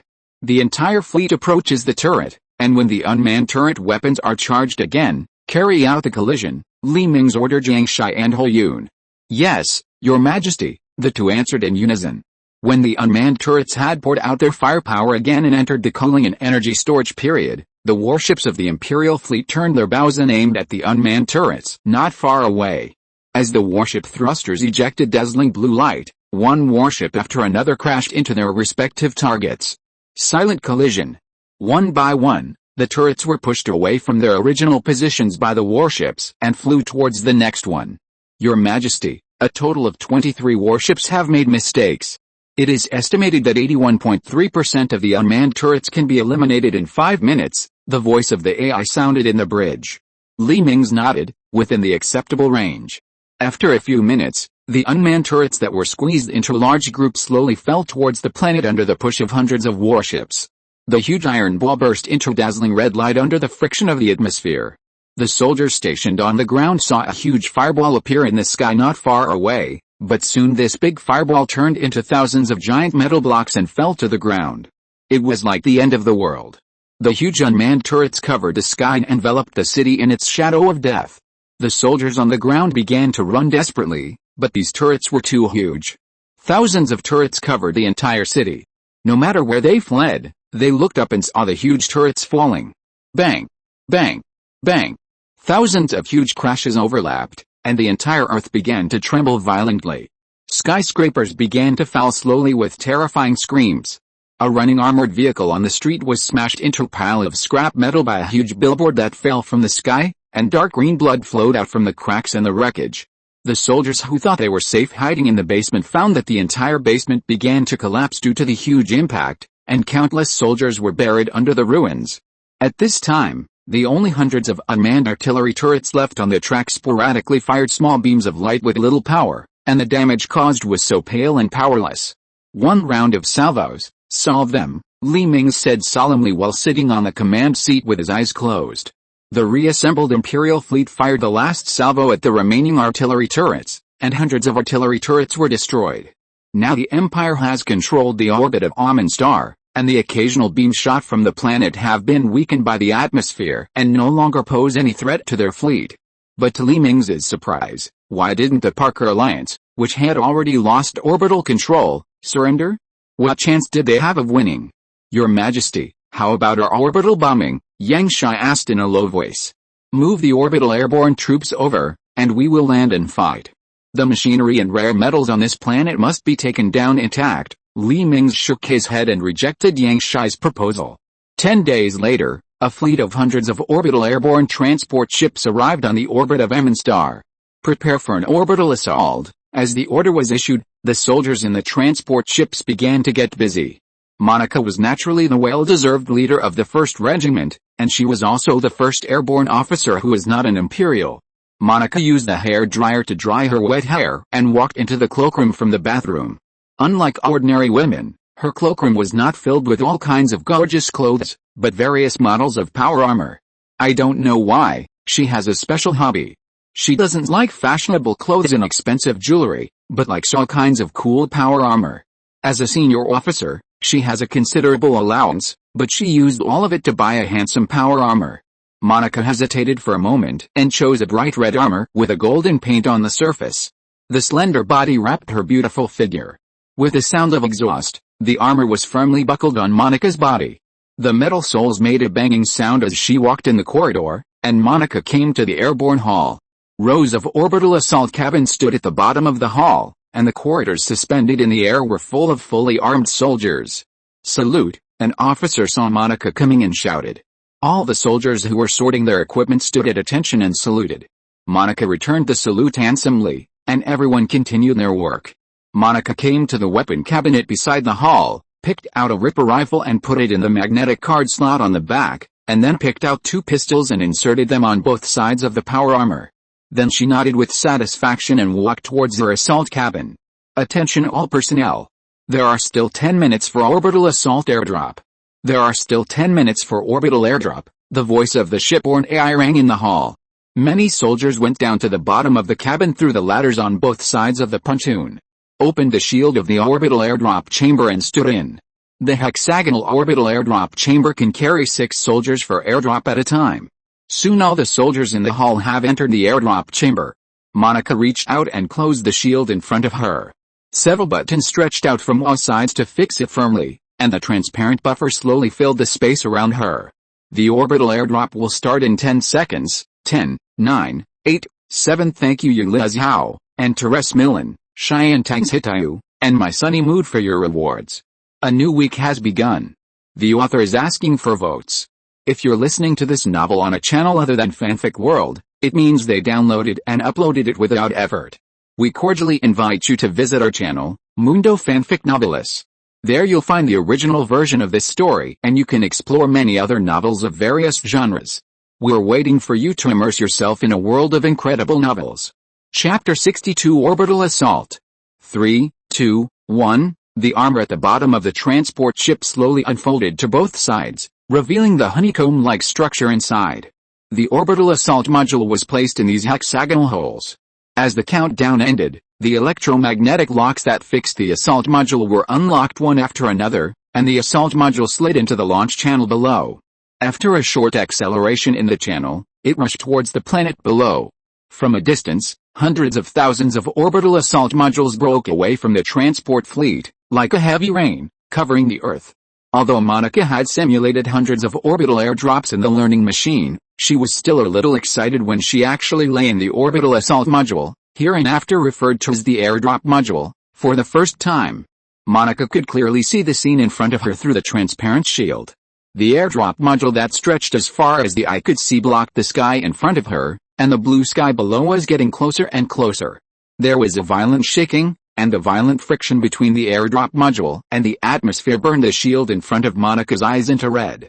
Current speed 3000 ms, angle 2.5 degrees, expected to reach the ground in 13 minutes. The current data of the airborne capsule appeared in front of Monica. After dozens of seconds, the scenery in front of Monica changed suddenly, and the vast sky began to appear light blue. We are about to enter the range of the enemy's air defense firepower network, Monica shouted to all the soldiers in the communicator.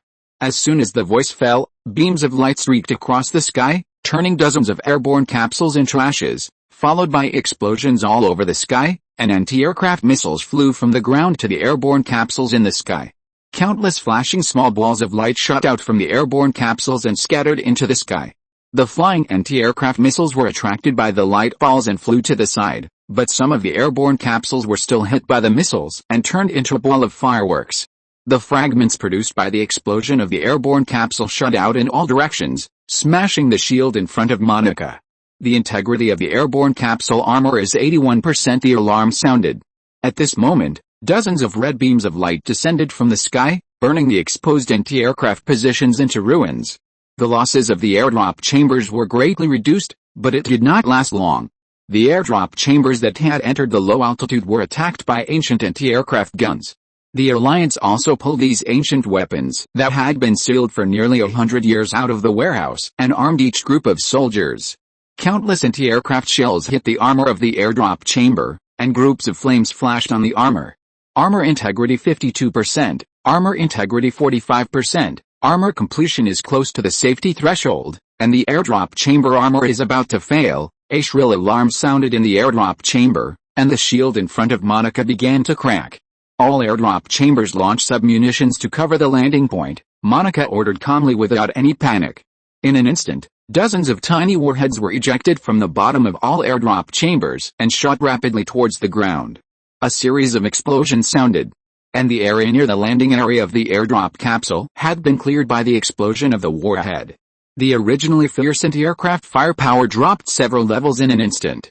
As the airdrop capsule got closer and closer to the ground, red flames sprayed from the bottom of the airdrop capsule, rapidly reducing the speed of the airdrop capsule, and then it slammed heavily on the ground, smashing cracks in the surrounding ground.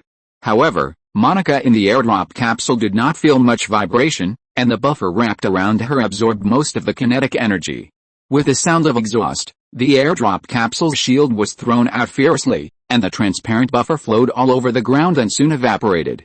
Monica pulled out the Ripper rifle behind her and jumped out of the airdrop capsule. She rolled and half-knelt on the ground, holding the rifle and vigilantly scanning the surroundings. Confirmed safe, she waited for a moment but did not wait for her companion's reply. When she turned her head, she found that only her shield was intact in the entire airdrop capsule, and the shields of the other 5 soldiers had already been broken. Because the buffer in their capsule had already evaporated, the huge vibration during the final landing knocked the 5 people unconscious. Monica threw out the warning drone, turned around and dragged 5 soldiers out of the drop chamber. All soldiers of the 1st Regiment, gather at the torch building at 12 o'clock. I have 5 wounded soldiers here, and they will be here soon. Monica pointed her arm at the soldiers lying flat on the ground and ordered the portable AI, start the diagnostic program and connect their power armor. A green light flashed, and green lights began to flash on the visors of several soldiers. Major Monica, these 5 soldiers have reached the 3rd level of serious injuries. The existing medical conditions cannot treat them. They can only be treated by taking them back to the warship, the voice of the AI sounded. It seems that they can only be left here until after the war. Monica shook her head helplessly and turned to run towards the gathering place. Soon she climbed over the layers of ruins and came to the torch building. Thousands of soldiers had occupied the entire building, and from time to time, gun muzzles could be seen sticking out of the window. Several soldiers on guard saw Monica and saluted. "Hello, Commander." Monica nodded gently and said, "With this building as the center, a 1-kilometer radius is set as a defense circle, and people are sent to guard. We must hold on until the heavy weapon support arrives." Yes, several soldiers turned and left, and hundreds of soldiers ran out of the building and quickly dispersed to the surroundings. Monica walked into the torch building. This building should have been a high-end hotel. The entire lobby was decorated gorgeously, but it was very messy due to the war. The hall was filled with supplies taken out of the airborne warehouse by the soldiers, and rows of boxes were scattered on the ground. Monica came to the 2nd underground floor from the stairs beside the hall. The 2nd underground floor was an underground casino, but after the outbreak of the war, no one was in the mood to come and gamble. So all kinds of equipment were covered with dust. The original lounge was also temporarily used as a combat command center, and several soldiers were busy in it.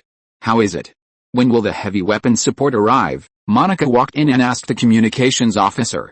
"Sir, the transport ship carrying heavy weapons said that the ground anti-aircraft firepower is still a bit strong. We need to clear some anti-aircraft positions hidden in the buildings before we can land safely." The communications officer put down the communicator and replied to Monica. Monica nodded. "We will go to clear the landing area now. Urge the transport fleet again and let them hurry up." After that, Monica drew her weapon and walked out. "Draw 800 people, target the anti-aircraft strongholds within a radius of 10 kilometers. The 1st squad, follow me," Monica ordered on the communicator. The airborne corps that received the order dispersed into small teams and scattered around. One of the teams came to meet Monica. "Sir, you stay at the command center. It's better to leave the battle to us," the captain of the team kindly suggested. Monica frowned. "No, I'm not a vase. If I die, the 1st Regiment will be handed over to the deputy commander." After that, Monica took the lead and walked to the front of the team. Several team members looked at each other and hurried to catch up. "Thank you for the tips from Dot. My brothers and sisters, today's recommendations are very powerful. Please continue to give great recommendations tomorrow." Chapter 63 Seizing the Air Defense Point. 4 Alliance soldiers were patrolling the street. Their blue and white power armors were covered with dust, and their vigilant eyes kept scanning the surroundings. Monica and others quietly came to the upstairs next to the team of Alliance soldiers. Monica pressed her hand, and several people carefully lay down on the ground, revealing only the camera on the visor. "You cover, I will deal with the 4 people below. Don't shoot unless it's an emergency. It will be bad if the enemy in the stronghold is alarmed." After saying that, Monica stood up and took 2 steps back. After a run-up, she suddenly jumped up and fell on the heads of the 4 patrolling Alliance soldiers. In the air, her 2 arms suddenly ejected 2 red daggers, which emitted a faint red light that made people feel awe-inspiring and full of murderous aura. At the moment the daggers were ejected, Monica adjusted her posture and fell towards the 2 soldiers walking at the end of the team. The daggers in her hands were aimed at the necks of the 2 soldiers. With 2 puffs, The two Alliance soldiers were pressed to the ground fiercely, and their necks were pierced by the daggers. Without any hesitation, Monica rolled forward and came behind the two soldiers who were about to turn around. With a force on her left leg, she rushed forward. With two cutting sounds, the heads of the two soldiers behind the half-kneeling Monica were thrown into the air, and dark green blood gushed out from their necks.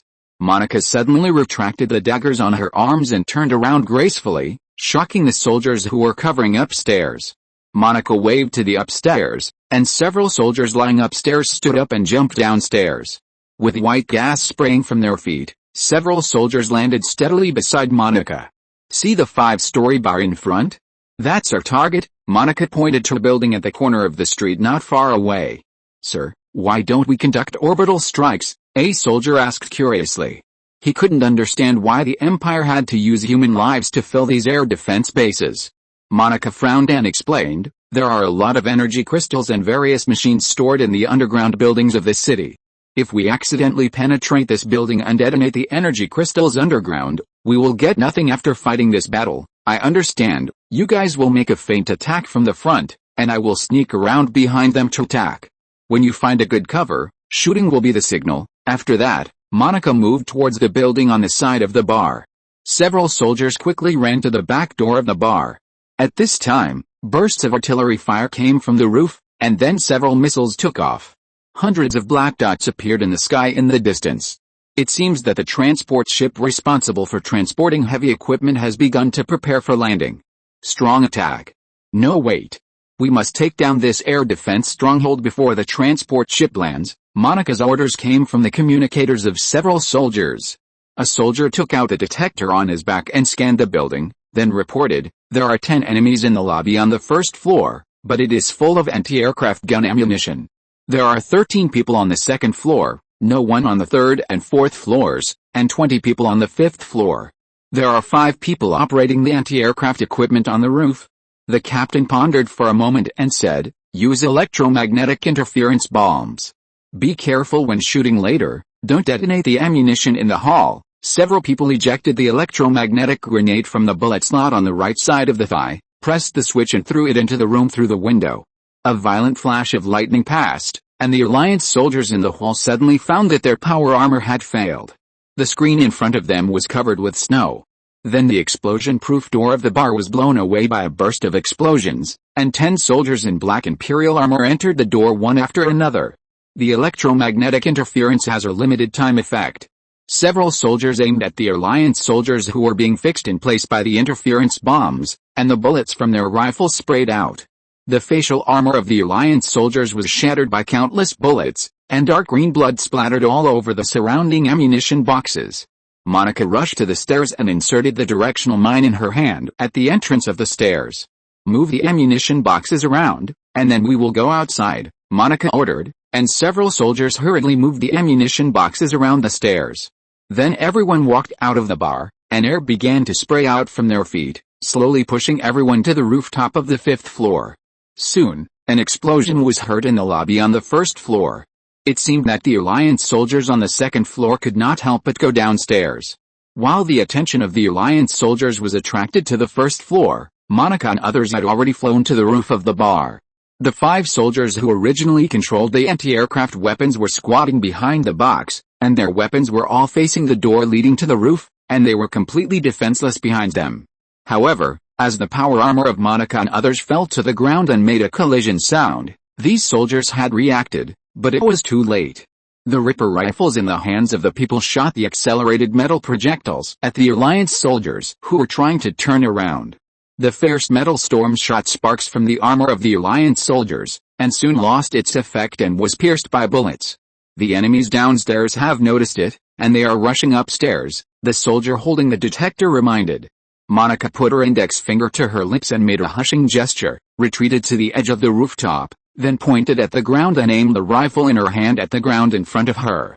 Several soldiers also stood on the edge of the rooftop and aimed their weapons at the ground in front of them. "They have reached the 5th floor. Enter the stairs immediately. I will synchronize the detector's image to you." After that, the ground in front of everyone began to become translucent, and the image behind the wall was clearly visible. "Fire!" Monica shouted loudly. Everyone aimed at the figure behind the wall and pulled the trigger. Countless bullets pierced the floor and rushed towards the enemies downstairs. The Alliance soldiers who were about to break into the rooftop were stunned by the attack from the ceiling. After several people were killed, they remembered to find cover to fight back. But without a detector, they had no idea of the enemy's current defense. So they could only shoot in the direction where the bullets were coming from. At this time, Monica and others had returned to the first floor and were groping up along the elevator. In the stairwell on the fourth floor, Monica and others were pressed against the wall, and dozens of Alliance soldiers were separated by a wall.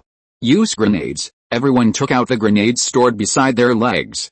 Because of the popularity of power armor, the current grenades no longer focus on range killing, but on armor penetration, which greatly reduces the size of the grenades, each of which is only half the size of a fist.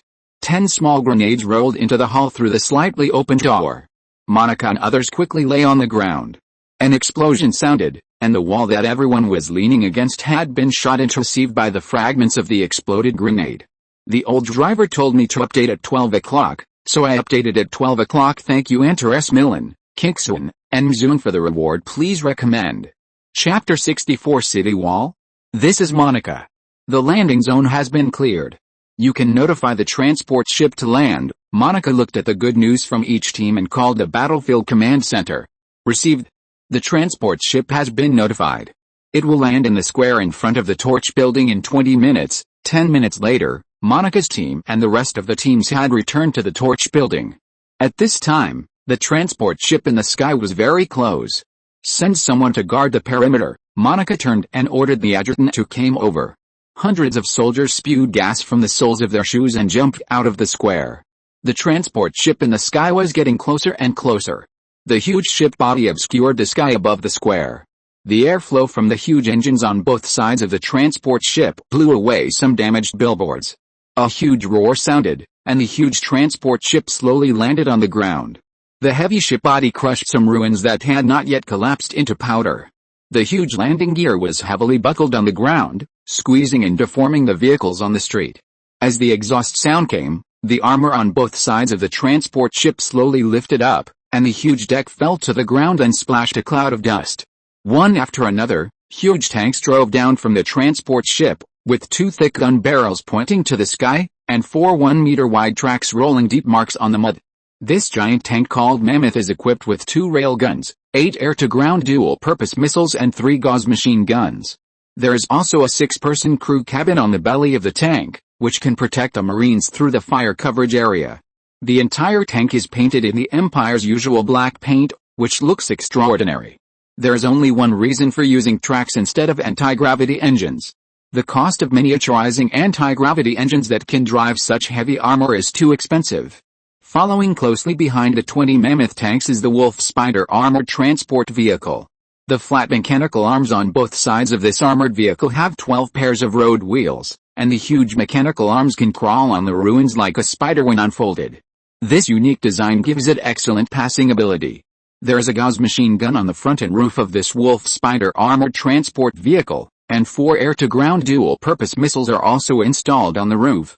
It ensures that it has the main transport capacity while also having self-defense and certain attack capabilities. A total of 50 heavy armored vehicles drove out of the cabin and lined up in a row on the square.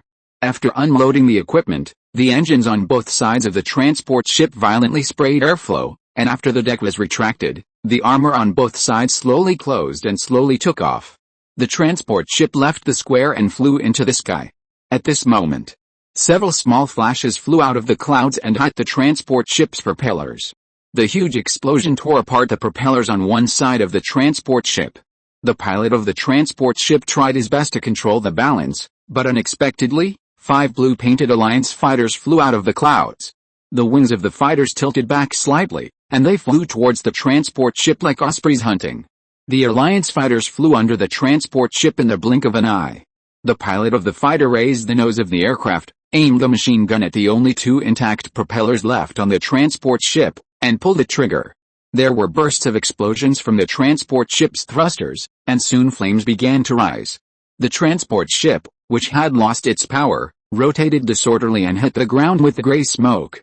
Fortunately, the transport ship had not flown too high, and there was no explosion when it hit the ground. Instead, it slid forward for several thousand meters and hit a building, leaving a huge gully on the ground. Damn it, why didn't I encounter the Alliance's aerospace fighters when I was airborne?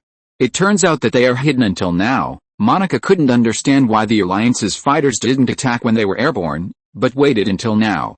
But there was no time to think. Monica ordered loudly, while the enemy has not risen yet, all mammoths launch anti-aircraft missiles. The mammoths parked in the square ejected the missile launcher behind the turret, and missiles took off from the square. However, the Alliance's fighters had long anticipated that they would be attacked from the ground, so after a successful attack, they turned on the thrusters to maximum power and rushed into the sky like a sharp arrow. The missiles that lost their targets circled aimlessly in the air for a few times, and some of them collided with each other and exploded into beautiful fireworks. Damn it, Monica smashed her fist hard on the tall body of the mammoth beside her. It's not that the Empire doesn't have aerospace fighters, but on such a large planet, the thousands of fighters carried by the Empire are like stones thrown into a lake.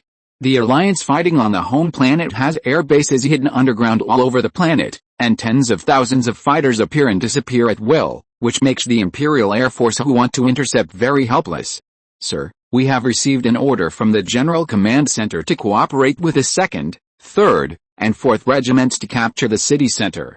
At that time, there will be aerospace fighters to cover us, the adjutant on the side walked up and said to Monica. Monica nodded. All soldiers, form an attack formation, the mammoth leads the way, and the target is the city center. Soldiers boarded their assigned vehicles one by one, and the soldiers who did not get a vehicle trotted along the sides of the tanks and armored vehicles. As the head of the regiment, Monica has her own special command vehicle. The command vehicle looks the same as other tanks, but the armor used is not of the same level. There's even a miniaturized anti-gravity engine installed in the vehicle. Monica frowned in the command vehicle. She had a feeling that the upcoming siege would not go so smoothly. It felt terrible that she could not use orbital weapons. Even more than half of the air supremacy was in the hands of the enemy. It seemed that this landing battle would become a tug of war. The convoy was driving on a wide road. The soldiers in the team would occasionally sweep the muzzles of their guns over the surrounding wreckage and ruins, but unexpectedly, they did not encounter a single enemy along the way. Sir, the city center controlled by the Alliance is ahead. Monica turned her eyes to the display beside her and saw a huge wall between the tall buildings in the distance. This wall shocked her. What era is it that there are still people who would build walls in the city? It is so tall, it is estimated to be 200 meters high. Stop. Launch a drone to conduct reconnaissance. The convoy received Monica's order.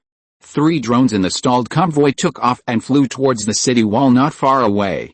Before they got close to the city wall, 3 red lights shot out from the wall, burning the drones into a pile of scrap metal. Monica was speechless. It seemed that this city wall was not just a decoration, but a serious defensive building. She didn't know that Mingze, who was in the orbit of Amonstar, was also speechless. He didn't expect the Alliance to be so shameless. First, they hid a large amount of energy crystals in the city, making the Empire afraid to use orbital weapons. Then they built such a tall wall in the city. This turned the war into a medieval siege. Chapter 65, Wall-Breaking Operation. Mammoth. Aim at the city wall and fire, Monica ordered. The mammoth tanks and the Q raised their gun barrels and aimed at the tall city wall. The sound of firing rang out in unison, and metal bullets were accelerated into liquid and flew towards the city wall. A huge crash sounded, and dozens of 10-centimeter deep pits appeared on the distant city wall, but compared with its thickness of tens of meters, they were so insignificant. Stop shooting. Monica estimated that her convoy could only make a larger hole after firing all the shells. Not only would a mammoth without ammunition be like scrap after the hole was made, but she was also worried that it would collapse after passing through the hole. At this moment, dozens of light spots flew over from the distant city wall and hit the convoy in the blink of an eye. Fortunately, the mammoth tanks used their armor to withstand the attack. But the wolf spider armored vehicles and ordinary infantry without heavy armor were unlucky.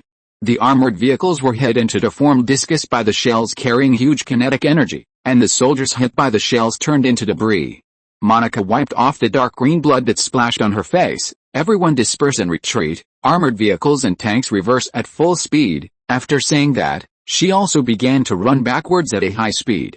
10 minutes later, Monica, hiding behind the ruins of a building, couldn't help but fall into deep thought, how to break through the enemy's defense line. Squeak. I'm Li Mingze. The 1st Regiment is starting to go to the crash site of the A00231 transport ship. Li Mingze's voice came from the communicator. Monika's eyes lit up when she heard it. Smart people understand it at once. With just one sentence, Monika understood what Li Mingze meant. The crashed transport ship only damaged the vertical thrust engine used in the atmosphere, but the rear thruster was intact. With the huge size of the transport ship, it is completely possible to knock down the city wall. Tens of minutes later, the 1st Regiment of the Airborne Army quickly came to the crashed transport ship. Looking at the slightly deformed transport ship, it really makes people doubt whether it can start. Several soldiers entered the transport ship with rifles and soon came to the transport ship's cockpit. The hatch of the cockpit had been pried open. It seemed that the driver had been rescued by the rescue team. After all, these drivers were of Sith descent, humans. The Empire would not abandon them. For the Sith Empire, which was short of people, every citizen was a precious treasure. Several people came to the driver's seat and pressed the switch twice. The lights in the transport ship gradually lit up, and the monitors in front of several people also lit up. Report to the commander. The transport ship can be started. Monika received a message from her subordinate soon. All mammoths and wolf spiders, attach the traction lock to the left side of the transport ship. Because the transport ship was not sliding towards the city wall, it had to be turned over first. One soldier attached a magnetic traction lock to the armor of the transport ship. As the thruster on the right side of the transport ship, for adjusting its posture, sprayed blue flames, a group of mammoth tanks and wolf spider armored vehicles also drove forward at full power. The huge transport ship slowly rotated to the left under the combined force of both sides. It's okay, Monika shouted to stop. The transport ship had been towed 90 degrees, with its bow facing the distant city wall. After the magnetic traction lock was removed from the transport ship, the engine at the rear of the transport ship began to violently spray blue flames, and several figures jumped off the transport ship in a hurry. The transport ship began to slowly accelerate, and the speed was getting faster and faster. The heavy ship crushed all the wreckage of the building that blocked it into powder. The transport ship rushed towards the huge city wall with an unstoppable momentum. On the Alliance city wall, the sergeant pointed at the ramming transport ship anxiously and shouted, "Fire! Concentrate fire to make it stop." One after another, the railguns bombarded the armor of the transport ship. Although the huge penetrating power of the shells penetrated the armor of the transport ship, it did not have the expected effect. The transport ship still quickly crashed into the city wall. With a loud bang, a huge vibration came along the ground, and Monika and others shook slightly. The city wall in the distance was blocked by the dust produced by the collision, and the current situation could not be seen clearly. Did it crash down? Monika frowned slightly. Everyone held their breath and waited for the smoke and dust to clear. After a few minutes, the dust that blocked the view finally cleared, revealing the scene inside. The towering city wall was hit by the transport ship and was about to collapse. The section of the city wall that was hit had tilted back slightly, and huge cracks were all over the surface. Damn it! It didn't fall. Monika slammed her fist and said to herself fiercely. As soon as the voice fell, the propeller of the transport ship that had stopped suddenly spurted out flames again. This was like the last straw that broke the camel's back. The huge towering city wall was pushed down by the transport ship. The transport ship, which had lost its obstruction, pushed the fragments of the city wall forward for hundreds of meters, and then the propeller at the tail emitted a puff of black smoke and completely fell silent. Li Mingze, who watched the whole process from orbit, waved his hand, and the 3 transport ships were set to unmanned and hit the city walls in the other 3 directions. A large number of Imperial troops poured into the city from 4 gaps, but they encountered a fierce attack from the Alliance army as soon as they entered. Bullets flew across the battlefield, countless metal bullets streaked across the sky, hitting the armored vehicles and tanks on the battlefield with bangs, and the surrounding building bunkers were also shut with dust flying. A soldier suddenly pressed Monika to the ground and dodged a missile. The fire of the missile exploding not far away made Monika's face pale. If she hadn't been rescued by her subordinates, she would have died without a burial place. "Sir, you can command outside the city wall. Don't come to such a dangerous front in person." After saying that, he raised his head to observe the battle situation. As soon as his head came out of the bunker, a flying bullet deformed his visor. A piece of flying debris easily penetrated the visor that had lost its protective ability and knocked the soldier to the ground. Monika had tears in her eyes. although the Empire did not regard these orbital airborne troops as soldiers. To Monica they were all her subordinates and her partners, not to mention that this person just saved her life. The mammoth, aiming at the enemy's hiding bunker, let out 2 huge roars, and 2 fist-sized metal projectiles slammed into the bunker where the Alliance soldiers were hiding. The fragile bunker didn't even last half a second before it was blown back into countless pieces by the shells. The soldiers hiding behind it had their armor torn apart and exploded into a pile of blood mist. Fire coverage. Don't save ammunition, Monica shouted loudly. The mammoth, which originally only fired when it was sure that there was an enemy hiding, began to spit out anger at all suspicious buildings. As long as it felt that a building might hide someone, it would be turned into ashes with one shot. As expected, after adopting this tactic, everyone's pressure was greatly reduced. Many Alliance soldiers hiding in the bunkers were blasted into powder before they fired a single bullet. Chapter 66 Ace vs. Ace. Charge. Charge. Soldiers climbed over the wreckage of cars on the street, and the huge mammoth tanks used their tracks to crush everything in front of them into pieces of paper. Several Imperial soldiers leaned behind the bunkers and fired at the opposite side of the street. In a blink of an eye, they were sent into the sky by the Alliance's howitzers. However, the exposed Alliance firepower points were instantly blasted into slag by the mammoth's electromagnetic cannons. The high-speed friction between bullets and air left beautiful bullet marks in the air, and the sound of artillery became the main theme of the battlefield. Monica threw the ammunition beacon in her hand on the open space beside her. Soon, a huge orbital assault cabin flew down from the clouds and smashed towards the position of the beacon. Quick, help the tank reload ammunition, Monica stood up and shouted after firing a machine gun in the direction of the enemy. Dozens of soldiers at the back immediately ran towards the ammunition supply warehouse. Cover them, Monica squeezed the trigger in her hand fiercely, shooting a stream of metal at the bunker where the Alliance soldiers were hiding. The sporadic firepower of the Imperial soldiers suddenly became fierce, suppressing the Alliance soldiers in the bunkers. Soldiers near the ammunition supply warehouse dragged out boxes of ammunition clips as long as a person from the supply compartment. 2 soldiers ran to the back of the mammoth tank that was firing. Under the control of the personnel in the vehicle, the rear armor of the tank slowly rose, revealing the ammunition clips that had been emptied. 1, 2, 3, change the bullets. The 2 soldiers pulled out the 2 ammunition clips in the vehicle, picked up the full clips on the ground and stuffed them in, and patted the armor of the tank. Okay, close the armor. After confirming, the tank driver closed the rear armor of the mammoth, and the railgun that had stopped firing began to roar in the direction of the enemy again. Suddenly, a whistling sound came from above the crowd, and more than a dozen Blue Alliance fighters rushed out of the clouds and flew towards the Imperial army on the ground. Be careful to find cover. Armored vehicles and tanks are ready to fire missiles. The Alliance fighter jets dropped ground-to-ground missiles far beyond the range of the tank's missiles. The tails of the missiles that had left the magazine suddenly sprayed flames and flew towards the large force of the Empire's 1st Regiment. Monica said anxiously, all Gauss machine guns to intercept. All armored vehicles and mammoth tanks aimed their Gauss machine guns at the direction of the missiles, pouring out a torrent of metal, and several missiles were shot into pieces in the air. Seeing that the Alliance fighters had failed to hit the target, they were about to try again. Unfortunately, the Empire's aerospace fighters did not give them this opportunity. 10 Empire's aerospace fighters flew from the clouds to the Alliance's fleet with white wakes. Damn it, how come these Empire's aerospace fighters came so fast? Pilot A1 complained in the communication channel. Kill them, A2 shouted excitedly. The channel was surprisingly quiet. More than a dozen Alliance fighters turned around and flew towards the skyscrapers in the city. They planned to use the advantage of familiar terrain to get rid of these annoying Imperial flies. If they knew that one of these Imperial fighters was the Imperial Ace pilot Yu's vehicle, these people would definitely not plan to kill the Imperial fighter, but run away early. The corners of Yu's mouth under his helmet raised slightly. Don't these people know that urban combat is what he is best at?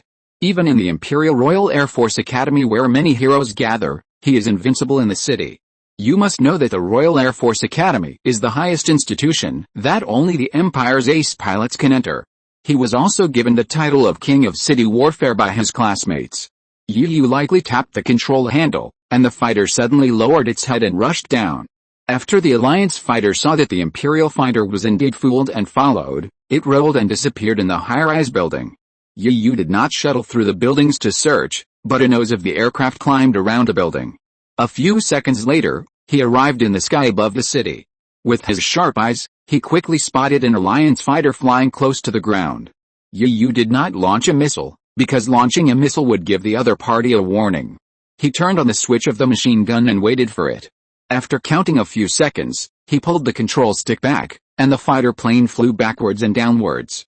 The fighter plane flying close to the ground just flew in front of Yu. Yu pulled the trigger without hesitation. A group of flames flew out from the nose of the plane and hit the flying Alliance fighter straight. The Alliance fighter plane that was hit on one side of the wing rolled and hit the high-rise building next to it. Yu's fighter plane made a beautiful 180-degree turn in the air and flew backwards. There was a huge stadium there. Yu drove the fighter plane and slowly stopped in the air above the stadium. The figure of the fighter plane was about to be blocked by the building of the stadium. As expected, the Alliance fighter plane that heard the explosion really went around the explosion site. Yu pressed the afterburner button, and the fighter's thrusters roared horribly. The huge thrust pressed him into the seat. He jumped up to bypass the obstacle in front of him, and the fighter flew towards the two enemy planes in front like a sharp sword. "Goodbye, baby," Yu sneered and fired two anti-aircraft missiles at the two enemy planes that had not yet reacted. Then he passed through the explosion of the two fighters, and the flying fighter fragments made his fighter's armor crackle. Yu, who caught a glimpse of a black shadow, controlled the fighter to roll to the left, smashing the huge floor-to-ceiling window of the skyscraper.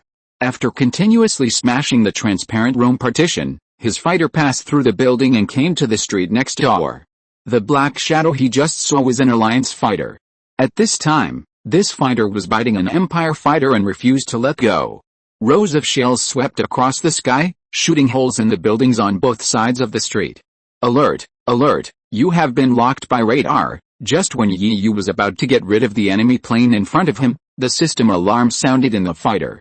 "Damn, when did this guy get behind me?" Yu gritted his teeth and muttered to himself. This enemy was definitely an ordinary Alliance pilot who could avoid his observation. With a swing of the control stick, Yu drove the fighter plane to hit the French window on the side again, but the enemy did not give him this opportunity. A row of shells flew over and stopped him abruptly. If it weren't for his quick reaction, his friends would have received his edict now. As the king of city battles, skilled technology is only the basis for his victory. What allows him to win this title is his super strong adaptability. Abandon all missile warheads and let the missile warheads explode 0.8 seconds after leaving the magazine, Yu ordered the onboard AI. Received the order, start abandoning all missile warheads. Masta, the Alliance ace who was chasing Yu, suddenly found that more than 10 white dots flew out of the Empire fighter in front. Masta, who had never guessed that the enemy would throw missiles, drove the fighter plane straight up. Masta, who wanted to rely on the armor of the fighter plane to bear it, found that these white spots were very similar to some weapons. But he had no chance. The author has a fever. Today, I am lying in bed in pain and typing.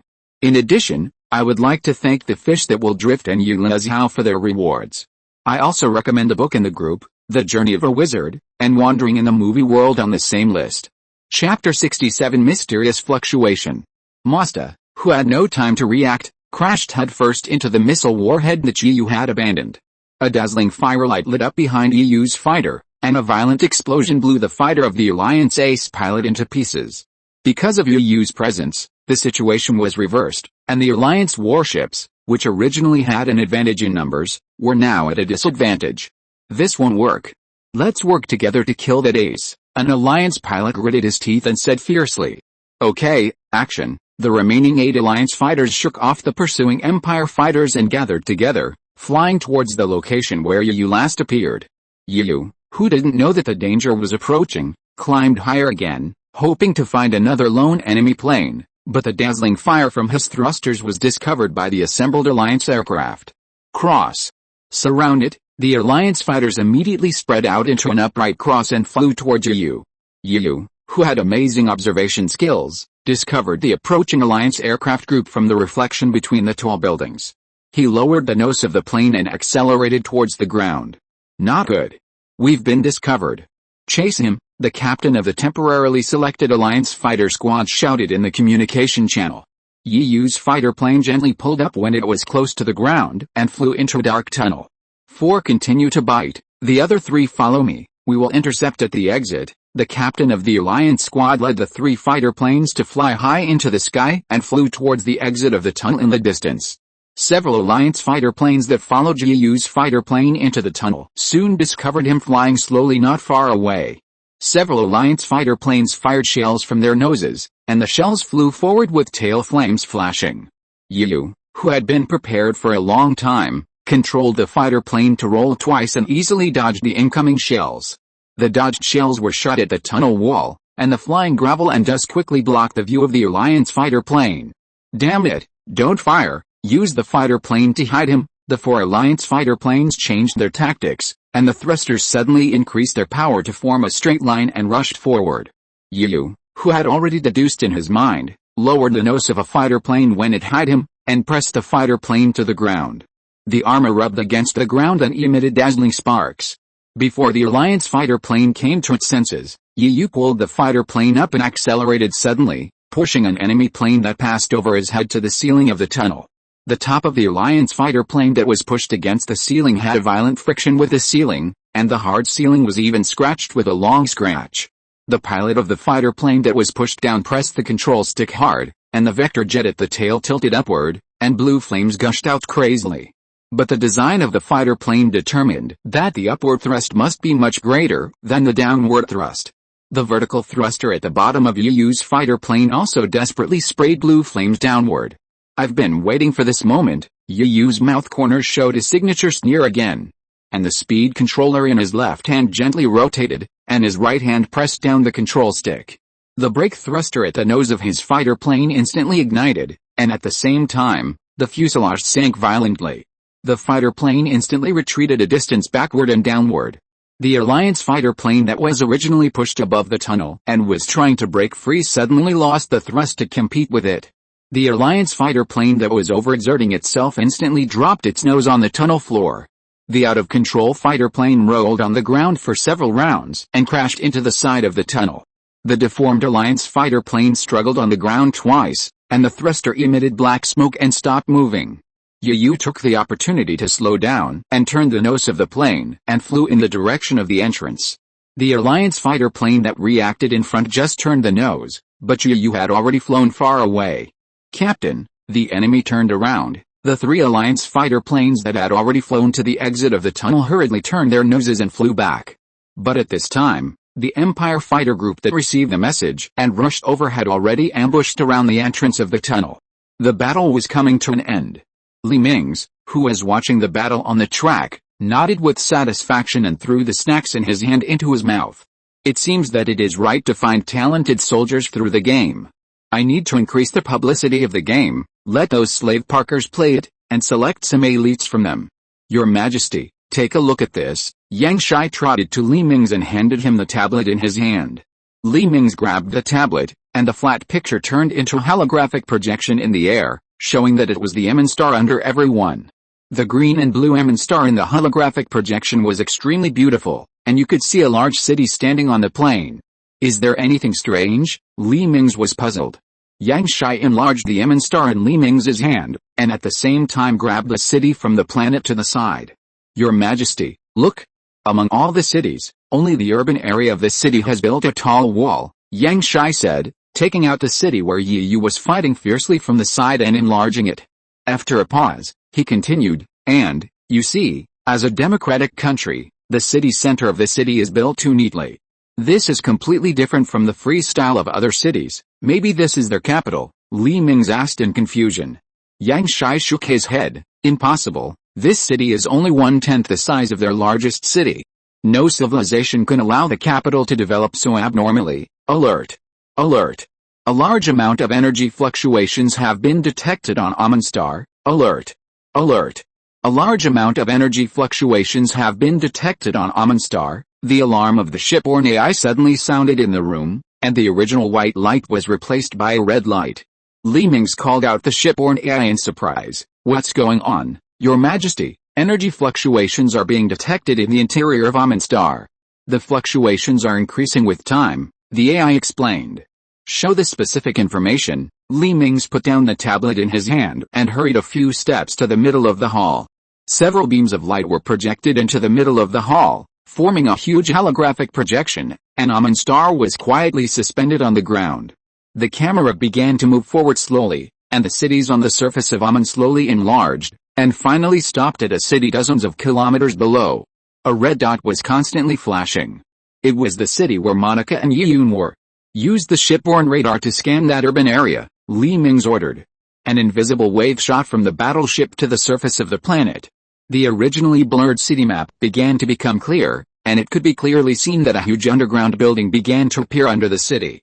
This underground building was in the shape of an hourglass, and the narrow passage in the middle of the hourglass continued for dozens of kilometers to reach the pyramid-shaped building deep underground. Chapter 68 Frozen Planet. How long will it take for the ground troops to break into the city center? Li Mingze turned to ask Yang Shai beside him. Your Majesty, the ground troops have been delayed by the enemy's army. The enemy has deployed at least 3 million ground troops. And the number is slowly increasing. All of our orbital airborne troops have been sent down, and the second batch is being loaded on the Edge Star, Yang Shai reported truthfully. The situation is unclear, so please hold off on reinforcements. Li Mingze turned his attention back to the hologram, and at this moment he had a bad feeling in his heart. Yes, Your Majesty. Yang Shai stood at attention and saluted in a standard military salute, then turned and left. Suddenly, the light point representing the energy fluctuation in the hologram left the bottom of the hourglass and slowly rose along the middle channel. In the blink of an eye, it arrived under the city. At this time, Yu and others who had dealt with the Alliance fleet were preparing to return to the warships on orbit, but were shocked by the sudden scene in front of them. The tallest building in the city center suddenly began to twist as a whole, and the sharp top of the building began to slowly open, and a white light ball flew out of the building and into the air. The huge ball of light suddenly burst out with a dazzling light. The white light curtain began to spread around along the building. Lower altitude. Forced landing. Forced landing. Seeing the light curtain going straight to the sky at a high speed, Yu realized that he could not escape by flying upwards. He could only ask everyone to make an emergency landing and find shelter.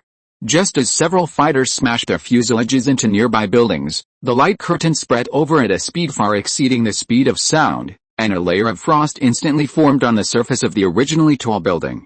The surface of the Empire fighter plane that made an emergency landing in the high-rise building was also quickly covered with white frost.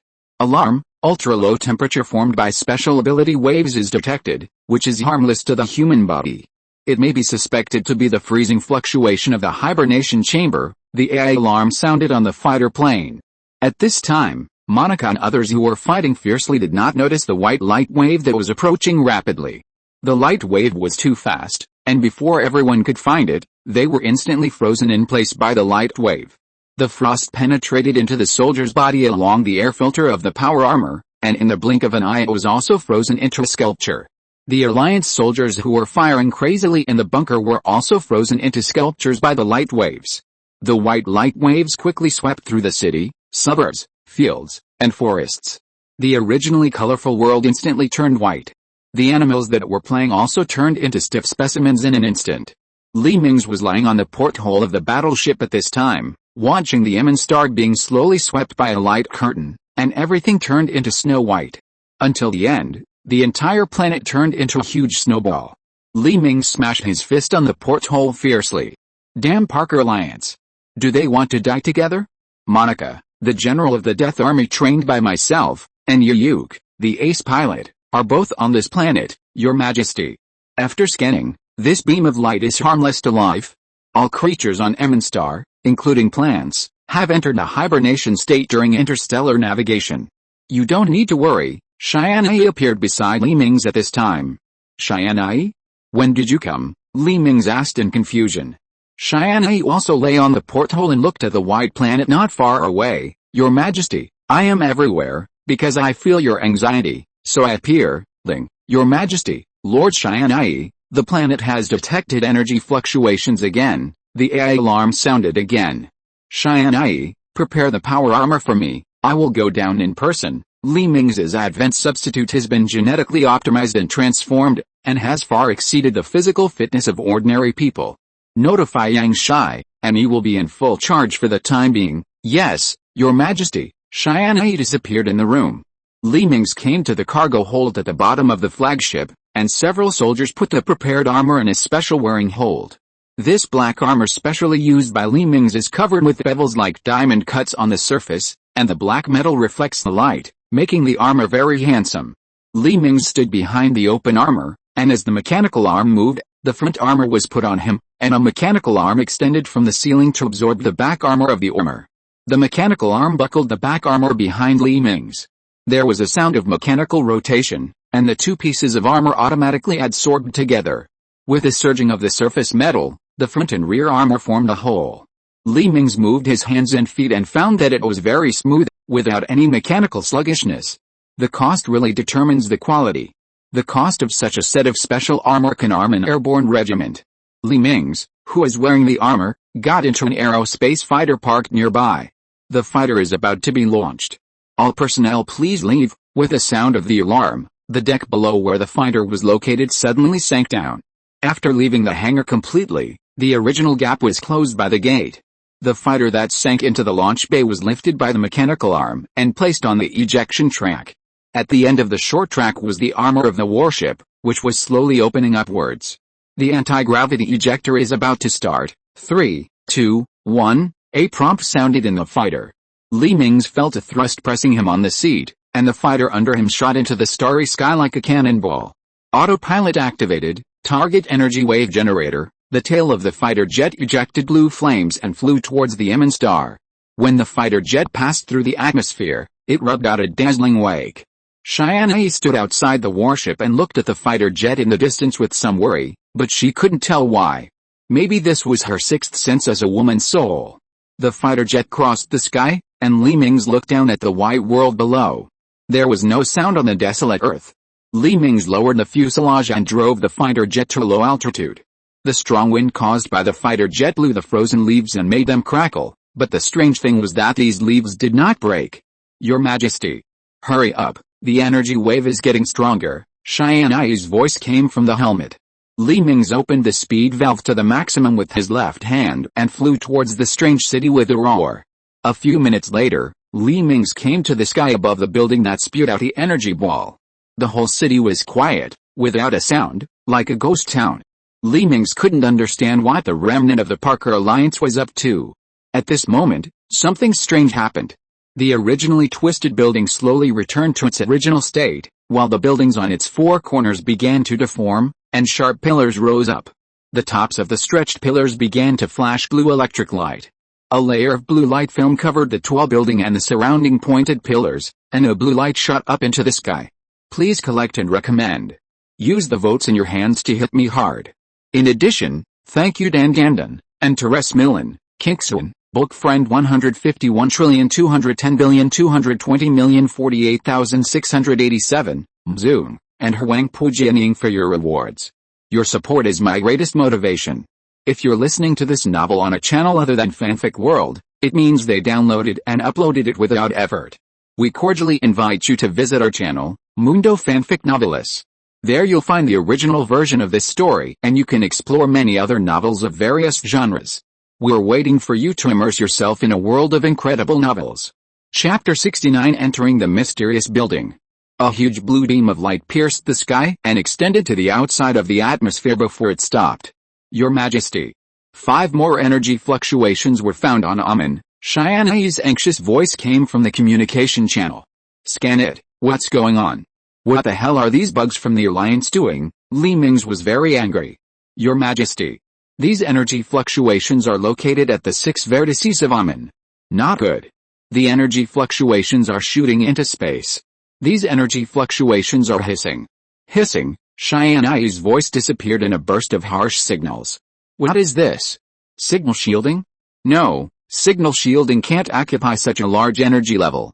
In the space that Li Mingze could not observe, the 6 beams of light shot into space were linked together, spreading outside the planet's atmosphere to form a huge blue shield, covering the entire Amen star. And the signal was isolated on both sides of the shield because of the existence of the shield, and Li Mingze lost contact with the fleet. Tianyi in orbit was anxious, but she didn't dare to attack the shield casually.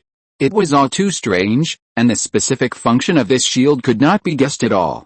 Your Majesty, the detector detected that the Amen star was wrapped by an unknown shield, and the signal could not be transmitted back to the fleet, the fighters on board AI prompted. Mingze, who was trapped in the mysterious shield, did not choose to let his consciousness return to his body on the Sixth Star. Although the consciousness signal in the hyperspace was not blocked by space and could be returned, there were death row prisoners who had conducted live experiments. He didn't know whether this mysterious shield that blocked the signal could prevent his consciousness from returning. If he was blocked by the mysterious shield in the process of returning his consciousness, wouldn't he become the first ghost in the world? In addition, he couldn't just leave so many soldiers here. There were not only more than 1,000 airborne officers composed of Imperial citizens, but also dozens of ace pilots. Mingze aimed the nose of the plane at the huge building wrapped in blue light and pulled the trigger. Streams of light gushed out and hit the light blue shield, causing sparks. When the smoke cleared, the blue shield was still intact in front of Mingze. He aimed all the missiles in the magazine at the huge building and fired them out. But the result still made him helpless. After the explosions, the mysterious shield did not cause any ripples. Mingze slowly lowered the fighter and stopped on the road in front of the mysterious high-rise building. Mingze climbed out of the fighter and walked to the light curtain. A beam energy sword popped out from the arm of the power armor. The magnetic field confined the energy beam within a half-meter range, forming the shape of a dagger. He stabbed the beam energy sword towards the light curtain. A huge thrust came, and the beam energy sword on his arm fell apart, but the light curtain in front of him still did not cause any ripples. Damn it! Mingze punched the shield. Unexpectedly, Mingze actually felt his fist sinking into the light curtain. Surprised, he placed his hands on the light curtain, and as he slowly pushed forward, his hands sank into the light curtain. Mingze pulled out his hands, turned them over and over, and found nothing unusual. Reassured, he stepped towards the light curtain, and before he started to exert force, he was sucked into it. So that's how it is. This shield can block high-speed objects and energy, but it has no reaction to slow-moving objects. This kind of selective shield has a high technical content. Could it be that the technology of this group of Parker Alliance is so advanced? Mingze turned his head and looked at the blue light curtain behind him and said to himself. But then he shook his head in denial. It's impossible. If the Parker Alliance can make such an advanced shield, how could they be driven to the Emin galaxy like a stray dog? There's no point thinking about it here. Just go in and see. Mingze began to grope for the entrance around the huge building. Half an hour later, he circled back to where he was inside. He groped around the huge building for half an hour, but didn't find a crack that could be opened. How can I get in without even a door? Suddenly thinking of something, Mingze looked up helplessly at the huge building towering into the sky, touched his helmet, and it seemed that he was going to suffer today. Mingze changed the palms of the power armor into a climbing absorption state, and climbed to the top along the metal curtain wall of the building. 5 hours later, Mingze sat next to a blue light that shot up into the sky, breathing heavily. Even though his physical fitness was far superior to that of ordinary people and he had the blessing of power armor, he was exhausted at this time. He walked to the side of the light column and looked down at the dark cave entrance that was emitting blue energy. The wide cave entrance was bottomless and gusts of cold wind blew out of it. Mingze shuddered. He was going to jump from here and didn't know if he would be killed by the fall, but the blue energy should be able to provide a buffer. Gritting his teeth, Mingze jumped towards the blue energy column in the cave entrance.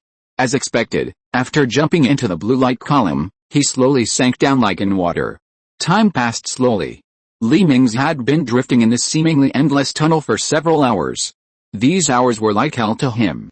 He could only hear the sound of his blood flowing and the powerful beating of his heart. All he could see were silver walls and blue light, which almost made him collapse.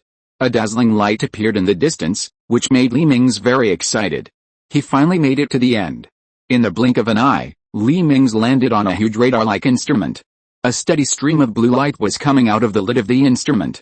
Mingze jumped down from it and came to the hall where the instrument was located. The smooth walls in the huge hall reflected his shadow. There was no one in the hall. The door on the side of the room suddenly opened, revealing the equally smooth corridor inside. Mingze was so shocked that he rolled forward and hid by the wall. What happened? A soldier's voice came. I don't know. It seems that there are some minor problems with the shield generator. Just now, the AI detected a tiny fluctuation of 1/1000th of the shield. Another voice came. Well, I don't know when Plan A will be launched. The voices in the corridor were getting closer and closer. The metal armored boots made a snapping sound when they stepped on the floor. Li Mingze activated the optical cloaking device on the armor, and his figure gradually disappeared into the air. He carefully moved to the side of the gate and waited quietly. Snap, snap, snap, the footsteps were very close, and Li Mingze pulled out a saber from his waist that also had optical cloaking function. 4 figures in power armor walked out of the corridor, occasionally lowering their heads to talk. Thank you to the great lord of the Hunan Tetra God's residence, Yishishi, for the reward of 4,000 starting coins, and to the rewards of walking past 2017, reminiscing those years, Book Friends 230, and How thank you all for your recommendation votes. This chapter is excessive, don't try to guess the author's routine, you can't guess it, hehe. Chapter 70, The Machine in the Earth Center. Li Mingze looked at the 4 Alliance soldiers in power armor and reluctantly pulled out another saber. Several Parker Alliance soldiers who were talking did not notice the irregular distortion of light and shadow beside the gate. Just like a glass ball, there will be slight distortion around the optical stealth, which can be found by close observation. Li Mingze quickly inserted the saber into the necks of the 2 soldiers who fell behind, and then he hugged the 2 men who had lost their lives and slowly put them to the ground without making a sound. The 2 soldiers walking in front found that there was no voice behind them and turned around in confusion. They were greeted by 2 sabers stabbing at them. With 2 puffs, the sabers made of special alloy were inserted into the helmets of the 2 men. Because the energy stored in the armor itself cannot support the stealth function for a long time, Li Mingze reluctantly turned off the optical stealth device on the armor and used it in an emergency. After eliminating the threat, Li Mingze walked through the long and narrow corridor and came to the hall with several huge elevators. He walked onto one of the elevators, pressed the switch on the elevator, and the elevator began to slowly descend. As the elevator descended, Li Mingze saw a shocking scene through the transparent elevator wall. Huge rooms full of various armored vehicles passed by quickly, followed by huge warehouses full of aerospace fighters between load-bearing columns, and from time to time, several Alliance engineers could be seen maintaining fighters. Further down, warehouses full of huge land battle titans came into view. Li Mingze couldn't help but lower his head and think deeply. There must be some conspiracy for the Parker Alliance to store so many war weapons. Li Mingze, who raised his head, suddenly met the 4 compound eyes outside the elevator, and both of them were shocked. The base has been invaded by the Imperials. The Alliance technician who was about to take the elevator howled and ran back. Li Mingze desperately pressed the down button, hoping to reach the bottom of the base before being discovered by more Alliance people, but to his disappointment, a shrill alarm sounded in the entire base soon. Fearing that he would be surrounded in the elevator, Li Mingze quickly pressed the door opening button, and the elevator slowly stopped after going down another floor. This floor seemed to be a utility room, and there was no one in the corridors. While no one was noticing, Li Mingze quickly flashed out of the elevator. However, he did not expect that his figure had been discovered by the surveillance camera in the corridor. Quick, he went to the central elevator. Find him and bring him here, a team leader ordered the 2 rows of soldiers behind him. Yes, sir, the soldiers scattered and ran into the corridor. The metal boots made a series of snapping sounds on the floor. Fortunately, the corridor was not wide. Li Mingze activated the optical invisibility, propped his limbs on the walls on both sides of the corridor, and pressed his whole body tightly against the top of the corridor isolation door, watching the soldiers running under him one by one. Just as he was about to come down from the ceiling, an Alliance soldier slowly walked in from behind the isolation door. The armor he wore was better than those soldiers, and 3 metal symbols of unknown meaning were welded on the shoulders of his armor. Li Mingze judged that this person was probably an officer. He made a decision in an instant. He leaned down, grasped the officer's helmet with both hands, and twisted it clockwise. The metal protective joints that ordinary people could not shake were twisted and deformed by Li Mingze's amazing strength in the explosion. The originally upright Alliance officer instantly fell to the ground. Li Mingze flipped over and jumped from the ceiling, landing next to the officer's body. After hesitating for a while, Li Mingze quickly took off his armor, repaired the officer's armor simply, and then put it on himself. The mass-produced version of power armor does not require machine assistance to wear. The bone characteristics do not match the database. The system refuses to start. Li Mingze, who was rejected by the system, barely moved his limbs and found that the power armor was stiff after locking the mechanical assistance, and it was difficult to make big movements. Suddenly, there were several voices talking in the distance. Li Mingze hurriedly broke the transmission mechanism inside the joint of the power armor, and used his huge strength to replace the transmission device to drive the armor. He moved his hands and feet and found that he was more flexible. He quickly used the magnetic card on his body to open the door of the cabin next to him and threw the dead officer's body and the armor he had removed into it. At this time, several engineers wearing power armor just walked here. "Hello, sir," several engineers saluted. Although Li Mingze didn't understand what they were saying, he could still guess roughly from their movements. He also perfunctorily saluted and nodded, pretending to be the boss and didn't bother to pay attention to you. Sure enough, several Alliance engineers were fooled by Li Mingze's amazing acting skills and quickly made way for him. Although they were a little confused about why the commander's power armor was damaged after Li Mingze left, it might be that he had a battle with the Imperial who had sneaked into the base. The concept that power armor needs to be matched before it can be activated affected their judgment. After passing through countless corridors, Li Mingze felt that he was about to get lost and came to a huge hall. Soldiers stood in the hall leisurely, chatting with their guns pointed down. Unlike the team sent out, they did not need to search for enemies in the base. Their mission was to guard the central elevator. But it was obvious that a lone intruder would never be stupid enough to break into a hall guarded by dozens of soldiers, so they were very relaxed. Li Mingze walked into the crowd silently, nodded to everyone he met, pretending to be familiar with him. Several soldiers who noticed him did not think anything strange. It was not until Li Mingze walked into the central elevator that a soldier realized something was wrong. "Hey, the commander asked us to guard this floor, what are you going to do?" Li Mingze did not understand at all, but he silently pressed the button on the bottom floor, looked at the elevator door that was about to close and several soldiers running towards the elevator not far away. He silently took out several grenades from his waist, pressed the button on the top of the grenade, slid along the floor towards several Alliance soldiers, and waved to the many soldiers who had just come to their senses in the elevator. Several sharp-eyed soldiers saw what was rolling on the floor. "Grenade! Get down!" Several nervous shots rang out. The soldier who was originally running towards the elevator turned around and fell to the ground. Li Mingze, who was in the elevator, smiled and watched the elevator door slowly close, but then there was a deafening explosion, and the metal door of the elevator was nailed with hundreds of protrusions by the fragments shot by the grenade. The elevator was descending rapidly, and the screen in the elevator showed the current location. Li Mingze found that he had left the funnel-shaped base and was continuing to descend, and was almost approaching the center of the Earth. With a ding sound, the elevator stopped descending, and the closed metal door slowly opened, revealing an amazing building outside the door. This was a very, very large cylindrical hall. Li Mingze estimated that the hall was at least 10 kilometers wide and nearly 1,000 meters high. He was in a ring corridor surrounded by a huge hole in the middle. In the middle of the huge hole, a huge metal rod was inserted diagonally into the rolling magma at the bottom. Thousands of transparent pipes extend from the ceiling and connect to huge metal rods. A touch of red light surges in the transparent pipes. "Hey, if you don't ask for votes, I'll beg for votes. I'll roll over and beg for votes also. The author will never write in an old-fashioned way. Don't guess my imagination." Chapter 71 Entering the Wormhole Passage. As the alarm sounded, dozens of mechanical arms extended from the walls around the hall and buckled onto the metal rods inserted into the magma. Countless electric lights flash between the walls and the metal rods. What is this? Is it extracting energy from the Earth's core? Li Mingze stood at the edge of the corridor and looked at the electric lights flying in front of him and muttered to himself. At this moment, a closed passage slowly fell from the ceiling and docked on the circular corridor where Li Mingze was. The guardrail in front of Li Mingze sank down, revealing this mysterious passage leading to the metal rod.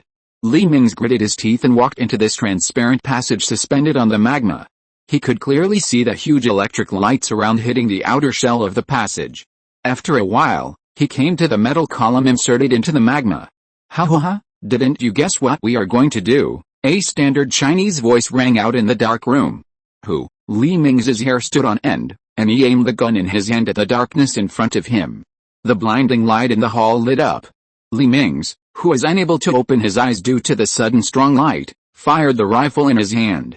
However, there was no unusual sound until the ammunition ran out, and Li Mingze's eyes also adapted to the dazzling light. It was an extremely white room, with a transparent shield in the middle of the room. There was a platform and an old man from the Parker tribe. "Don't waste your time. It's useless," Our alliance discovered the remains of the prophet on this planet 100 years ago. This remains has magical powers. It can form a powerful shield on the planet by absorbing the energy from the Earth's core. Not only that, we have also cracked other interesting little functions, the old Parker and the shield replied in standard Chinese. Oh? What function? Li Mingze decided to continue as he said. The old Parker smiled, and his 4 compound eyes became a line. For example, if I press this button, this planet will be teleported into the wormhole, and we will be far away from your empire's fleet. Then won't your frozen soldiers be at our mercy? Ha ha ha ha ha ha ha ha ha ha. The old Parker laughed wildly, and his tentacles pressed the button on the table in front of him. No, Li Mingze exclaimed. But it didn't work. The old Parker still pressed the button to the bottom.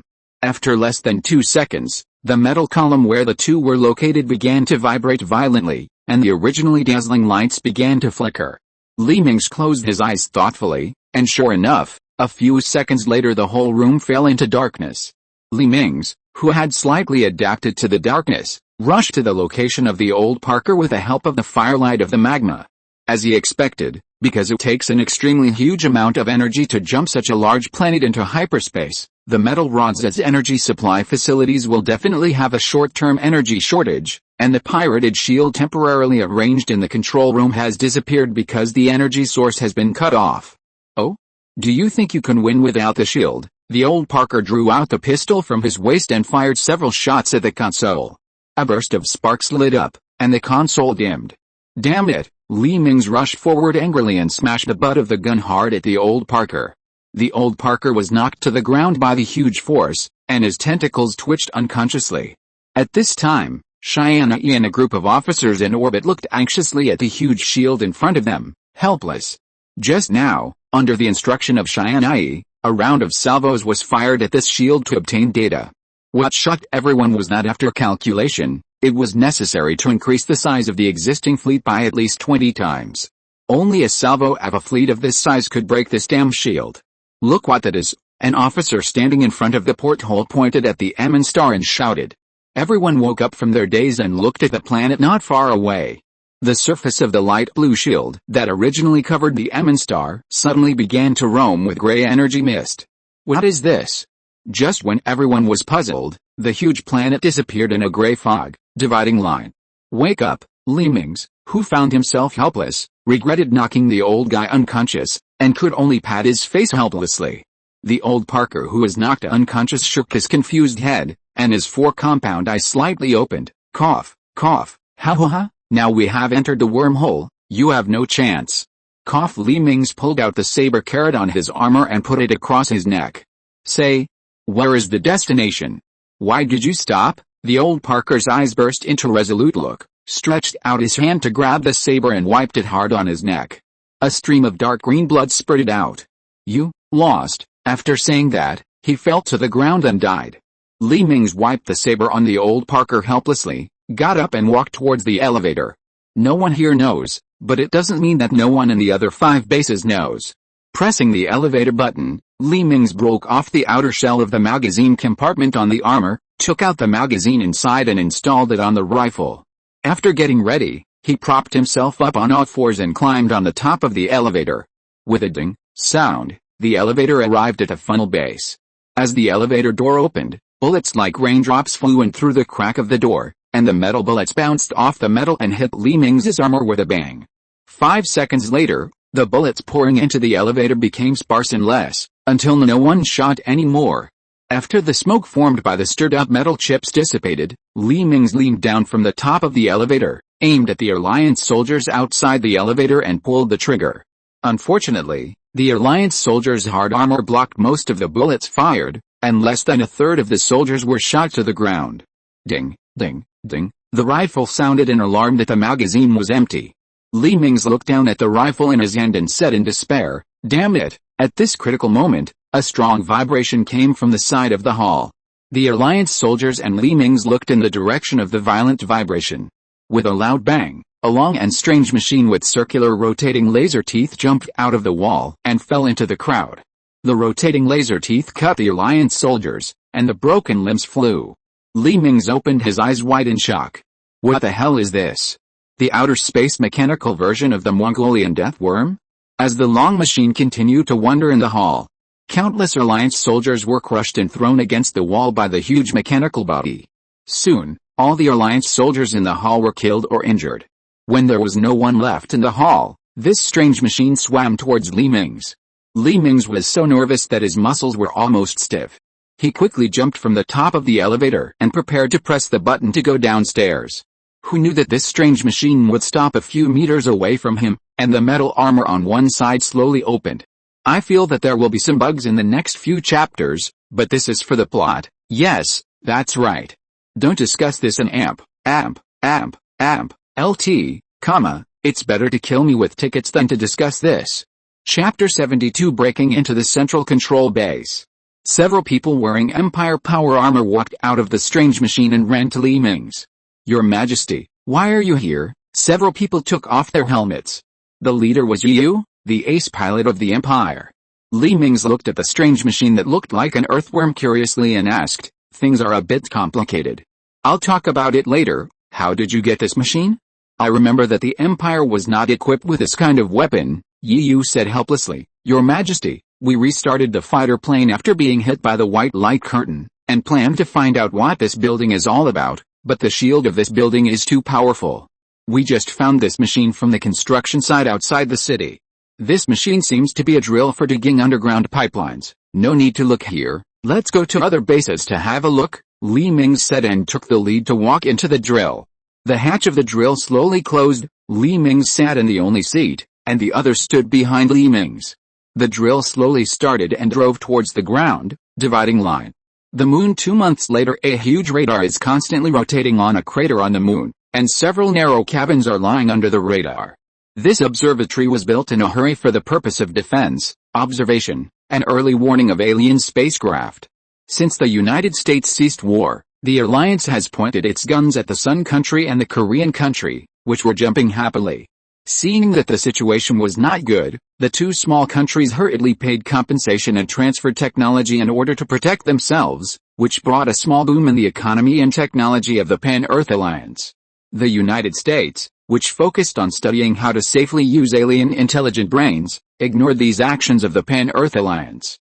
As long as the intelligent brain can be mastered, the whole world is still under the control of the United States.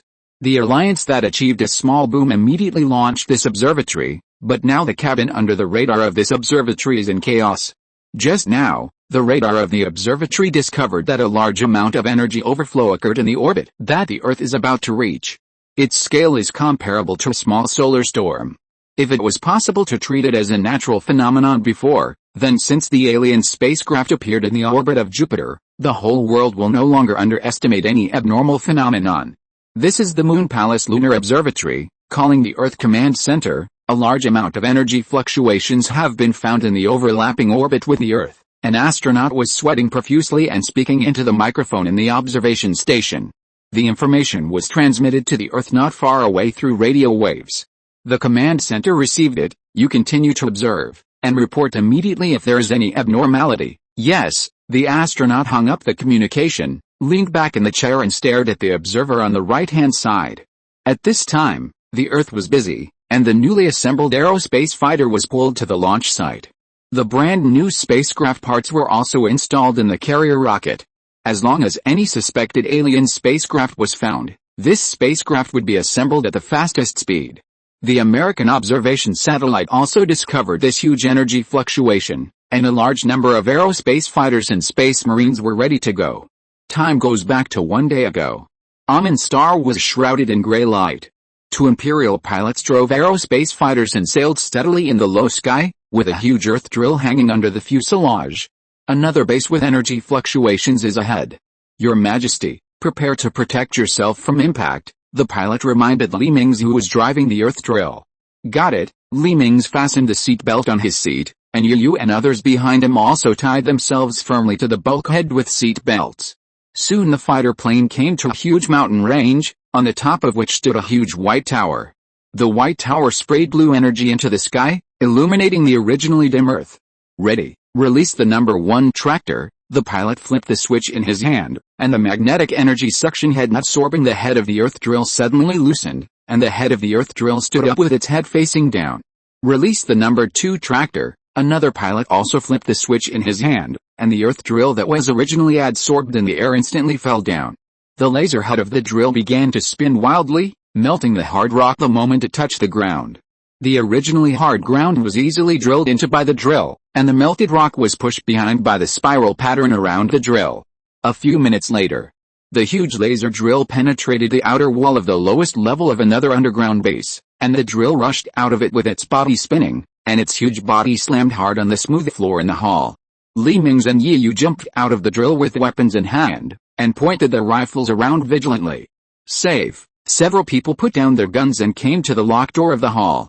When everyone was about to blast open the door, the closed door suddenly opened. Bullets flew out like rain, and Li Mingze reacted quickly to pull Ye Yu aside. The general almost died under the bullets. Everyone took out their weapons and exchanged fire with the enemies in the passage. Tens of minutes later, the door of the control center of this base was blown away by the explosion, and Li Mingze and others rushed in with rifles. "Don't move, I'll shoot if you move again. Throw your weapons over here," Ye Yu, who had learned Parker language, yelled. Several staff members who were about to draw their guns picked up their weapons and threw them at Li Mingze's feet. "Very good, the Empire won't kill obedient people. Raise your hands and stand in a row by the wall." The staff members stood in a row by the wall of the control room with their tentacles raised high. An Empire pilot handed the weapon to his companion, walked over and handcuffed the Parker Alliance staff with special handcuffs. "Go ask them how to leave hyperspace." Li Mingze turned his head and ordered Ye Yu. "As you command, Your Majesty." Ye Yu nodded and turned to the staff standing in a row and asked in Parker language, "How do we get this planet out of hyperspace?" "Tell me," a staff member stammered. "Sir, we are not in hyperspace. According to our research, we are now in the wormhole created by the machine of the Prophet civilization." He chuckled and continued, "According to our research, it is very simple to stop the wormhole generator. We just need to destroy its power supply device, but this way we will stay in the wormhole space forever. If you want to leave the wormhole space, only the speaker has the authority. And our speaker, daily vote request thank you for the rewards from Guanlin Tinggao, Shuiao 1216, Zoyao Luguo Can 2017, Lost 1, and Yuji Kingayan Shangjiok 0. Chapter 73 The Arrival of Emin Star. After saying that, the staff member squinted at a wall in the control room. Li Mingze laughed when he saw this scene. This was another naked Parker traitor, a good material for the guide party. Li Mingze secretly gave the man a thumbs up. Although he didn't know what it meant, the staff member was still happy. Li Mingze winked at several people, and they understood and took out the grenade from the magazine on their legs. By rotating the switch on the grenade, it was adjusted to the adsorption mode and thrown towards the wall.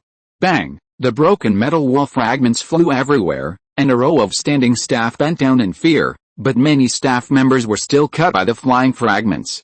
Cough, cough, cough. Bursts of coughing came from behind the wall. When the smoke cleared, a head composed of dozens of tentacles appeared in the gap. "Are you the new Speaker of the Alliance?" Ye Yu stepped forward and pointed a gun at the man and asked. "Ahem, that's right, I am. I surrender. I hope you can give me the prisoner treatment I deserve." The Alliance Speaker, who was covered with tentacles, shook his tentacles shamelessly. Ye Yu pointed the gun at his eyeballs that stretched out the tentacles. "Go open the wormhole exit and let us leave the wormhole tunnel. Only then can we give you good prisoner treatment.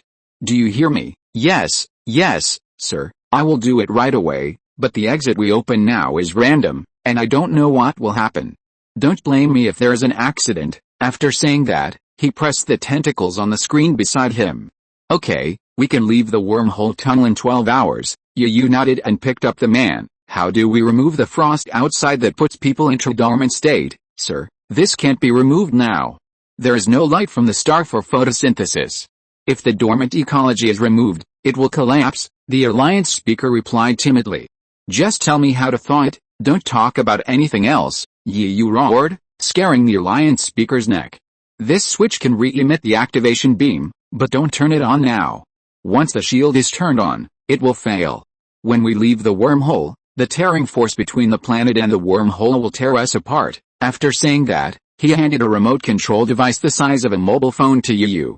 Ye Yu threw the speaker on the ground, turned around and handed the controller to Li Mingze. Tens of minutes later, a group of handcuffed Parker soldiers and staff took the transport ship robbed from the base and appeared at the place where Monica and the Alliance soldiers were fighting. Hundreds of Alliance soldiers walked down from the transport ship with ropes in their hands, and trapped the frozen Alliance soldiers on the battlefield. In this way, Mingze and others commanded the Alliance soldiers to start busying themselves on the battlefield. Although the Parker Alliance had surrendered, what if some soldiers were too hot-blooded to die together? On the Earth's orbit 12 hours later, a huge gray bubble appeared in space, and then the bubble burst, and countless gray energy escaped, slowly expanding to the size of a planet. A huge planet wrapped in gray energy suddenly appeared in the starry sky. The huge energy fluctuations caused the equipment of various detection agencies on Earth to alarm frantically. The people facing the mysterious planet that suddenly appeared were in an uproar. A huge planet suddenly appeared in the originally blue sky. This huge blue planet occupied a small piece of the sky. What's going on? When did a planet appear? Our aliens going to invade? Mom, I want my mom. Is the end of the world coming? I don't want to die yet. Noisy shouts came one after another on the street, and people put down their work and looked up at the sky.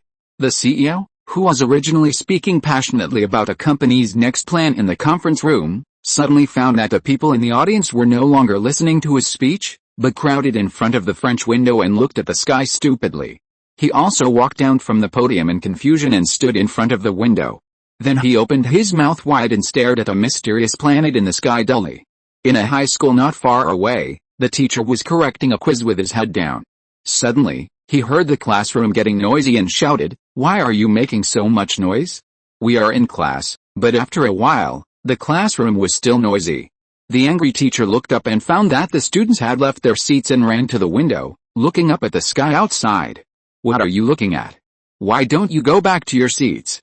What's so good about it?" After saying that, he also walked to the window, but then he also raised his head and stared at the distant sky and said to himself unconsciously, "This is." At this time, the clever reporters had already run to various observatories to obtain first-hand information, and spread the news of the mysterious planet's appearance to the whole world through television and the internet as soon as possible.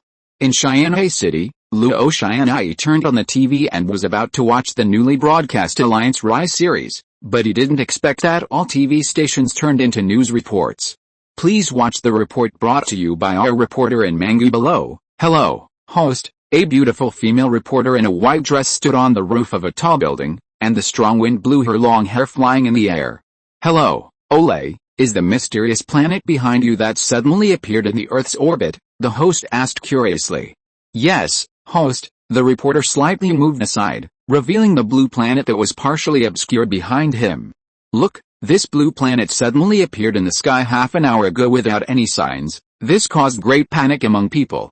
At present, the armed police and the army have come to the streets to maintain order." The camera turned to the streets under the high-rise buildings. The streets were full of armed police and soldiers to maintain order to prevent lawbreakers from taking the opportunity to smash and loot. For specific information about this mysterious planet, we need to contact the Chinese reporter who has arrived at the observatory. The scene switched to a huge astronomical observatory. Dr. Li, can you explain what happened? The Chinese reporter handed the microphone to Dr. Li in front of him. Dr. Li coughed twice to moisten his throat. "Okay, everyone, this mysterious planet suddenly appeared in front of the Earth's orbit at 11:32 this afternoon. So, what kind of changes will the appearance of this planet bring to us?" Reporter Han said and handed the microphone to the doctor. "This planet has now been captured by the sun's gravity, and due to its own huge mass, our Earth will be entangled with it in the future. But the general orbit will not change much. As for what impact it will have on us, the impact is probably that the tidal time will be different from before, and the Earth's climate will also change significantly. I hope everyone will be prepared for prevention." Reporter Han continued to ask, "Then Dr. Li, is this planet a planet with life?" "As far as we know, this planet is blue, burying a small hole and digging another hole." Chapter 74, Neighboring Earth. "Look, this is the picture we got through the Large Aperture Astronomical Telescope." The scientist walked to a computer and enlarged the blue planet on the screen until it became a city shrouded in a hazy blue light. "There is a developed modern civilization on this planet, but this planet is wrapped in an unknown blue film, and no active radio signals have been found. It is speculated that this planet may have suffered some kind of disaster that led to the extinction of civilization." The reporter continued to ask, "Then how do you think this planet came from? How did it come from? This universe is full of wonders. Maybe this planet had a naturally formed wormhole and was sent here by the wormhole. Luo Tianyi turned off the TV with a snap, ran to the roof of the villa, took out his treasured astronomical telescope and aimed it at the huge blue planet in the sky, dividing line. On the planet M and Mingze and others saw the stars shining in the sky and were very excited. The presence of sunlight means that plants can photosynthesize and the ice can be released. Mingze took out the controller from the armor storage box and slowly pressed the switch. The huge shield that originally wrapped the M and star slowly disappeared. A huge red ball of light came into the air along the launch tower. As the red ball of light shattered, the red light wave swept across the earth. The plants that were originally frozen in the place swept by the red light curtain regained their vitality, and the thawed animals shook their dazed heads and looked around in confusion. The Parkers in the shelter also returned to normal in an instant. The children continued to play, and the people who were arguing shook their dazed heads and continued to argue, as if the frozen time did not exist. They did not know that the situation of the war had undergone a fundamental change. On the battlefield in the city, the soldiers of the warring parties also woke up. The soldiers of the Alliance woke up from the freezing, but found that their hands were behind their backs and they could not move at all. Their feet were also tied together, which made them panic. When the Imperial soldiers on the opposite side woke up, they found that the battlefield was so quiet. They could not hear the whistling of bullets or the explosion of shells. They only heard bursts of shouting from the bunkers. The Imperial soldiers, not knowing what was going on, carefully hid behind the armored vehicles. After a few minutes, the puzzled Imperial soldiers finally held their guns and carefully moved towards the bunker where the Alliance was hiding. Then they were stunned by the scene in front of them. The Alliance soldiers were trapped and thrown on the floor in a row, and they kept making a few Parker sounds. Monica and others were puzzled and found Mingze and others coming from a distance. Many soldiers knelt on one knee when they saw Mingze, expressing their submission. This was also the difference between the cannon fodder airborne army and the Imperial army. The Imperial soldiers only needed to salute when they saw the Emperor. Long live His Majesty! Monica took the lead and shouted. Mingze raised his hand to Monica, who was half kneeling on the ground. Monica stood up and asked in confusion, "Your Majesty, why are you here?" Mingze pointed to the sun in the sky. "Did you find anything different? Wait, when did a blue planet appear?" Mingze's hand pointing to the sky stayed in the air. "Your Majesty, it should be the blue shield that blocked it. You didn't notice it," you reminded on the side. Mingze didn't hear Yu's words clearly, but stared blankly at the beautiful blue planet in the sky. This beautiful blue planet gave him a sense of déjà vu. "You continue to gather the Empire's army. I'm going to orbit." After that, Mingze turned and walked towards the aerospace fighter that landed not far away. "Your Majesty, we have used the aerospace fighter for so long, and the energy is running out," Yu shouted. Mingze got into the aerospace fighter without hearing it. The belly of the aerospace fighter sprayed blue flames and slowly rose into the sky. The nose was slightly raised, and the propeller at the tail suddenly sprayed flames. The fighter roared and disappeared into the sky. The sky slowly turned black, and the armor of the fighter was rubbed red by the atmosphere. Mingze came to the orbit of the planet Amun. The blue planet not far away was quietly hanging in the air, and the land on the planet was vaguely visible. Their shapes were so familiar. "That's Asia, that's the Middle East," Mingze whispered to himself. He slapped the cockpit. "That's right. That's his home planet, Earth." Excited tears drifted out of Mingze's eyes and were sucked away by the helmet. Mingze felt that his whole body was shaking with excitement. "I didn't expect that I could see the Earth again in my lifetime. Fate is really a magical existence," Mingze muttered to himself. At this time, an alarm sounded in the fighter. "Alarm, alarm, the fighter is running low on energy, and it can only last for 2 hours. AI, scan the starry sky where you are now and draw it into a star map." "Yes, sir." 5 minutes later, when the computer finished drawing the star map, Mingze looked at the Earth in the distance with nostalgia, and drove the fighter to the Emin star. The fighter slowly landed on the square in the ruins of the city, and Monica, Yu and others surrounded it. "Your Majesty, what did you find?" Yu asked curiously. Monica on the side did not dare to interrupt, and could only nod to express her agreement with Yu's question. "Nothing, I just found that the planet has a primitive atomic civilization, and I hacked into their network by receiving electromagnetic signals, and found that the race of one of the countries is exactly the same as ours." Mingze climbed down from the fighter plane. "Exactly the same?" Yu was puzzled. Mingze nodded. Yes, not only do they speak the Chinese language of the empire, but their appearance is no different from ours. They have a unified regime called the Pan-Earth Federation. Then your majesty, should we absorb this race similar to ours into the empire? You continue to ask? Yes, the population of the empire is too small. We need to assimilate, brainwash them. Let them learn new knowledge. Return to the embrace of the empire. As for other races, enslave them. After speaking, Li Mingze turned to Monica and ordered, Monica, go and remove the AI core on the transport ship. I need it. Yes, sir. Monica heard the words and led several soldiers to get on the armored vehicle and drove towards the wall. After a while, Monica handed a crystal ball-shaped AI core to Li Mingze. Li Mingze took the core in his hand and quickly set it up through the computer of his new imperial armor. The other people did not dare to speak, and stood quietly around Li Mingze waiting. Half an hour passed. Okay, send someone to install it in a drone, and we will give a small gift to the people on this planet. Yes, sir. A fighter pilot walked forward and took the AI core from Li Mingze with both hands, turned around and installed it in the drone handed over by the soldier. Then several people concentrated the energy crystals of other fighters into one, and the drone was also placed in the ammunition bay of the aerospace fighter. Li Mingze walked up to the pilot and patted him on the shoulder. What's your name? My name is Liu Ming. Your Majesty, the pilot replied excitedly. Very good, Liu Ming. Right, your mission this time is very difficult. You may not be able to return to the embrace of the Empire for several years, but in order for the Empire to fully accept this civilization, your mission is very important. You have to lurk in the dark, assimilate and infiltrate them, and wait for the arrival of our Imperial fleet. As for other races that don't speak Chinese, don't waste your energy. Thank you Book Friends 170,324, Yuji Kingayan Shangjiuk Seo, Yi Liazhao, Sntares Milan, Sixinkiwayu, Kinksuan for the rewards daily votes.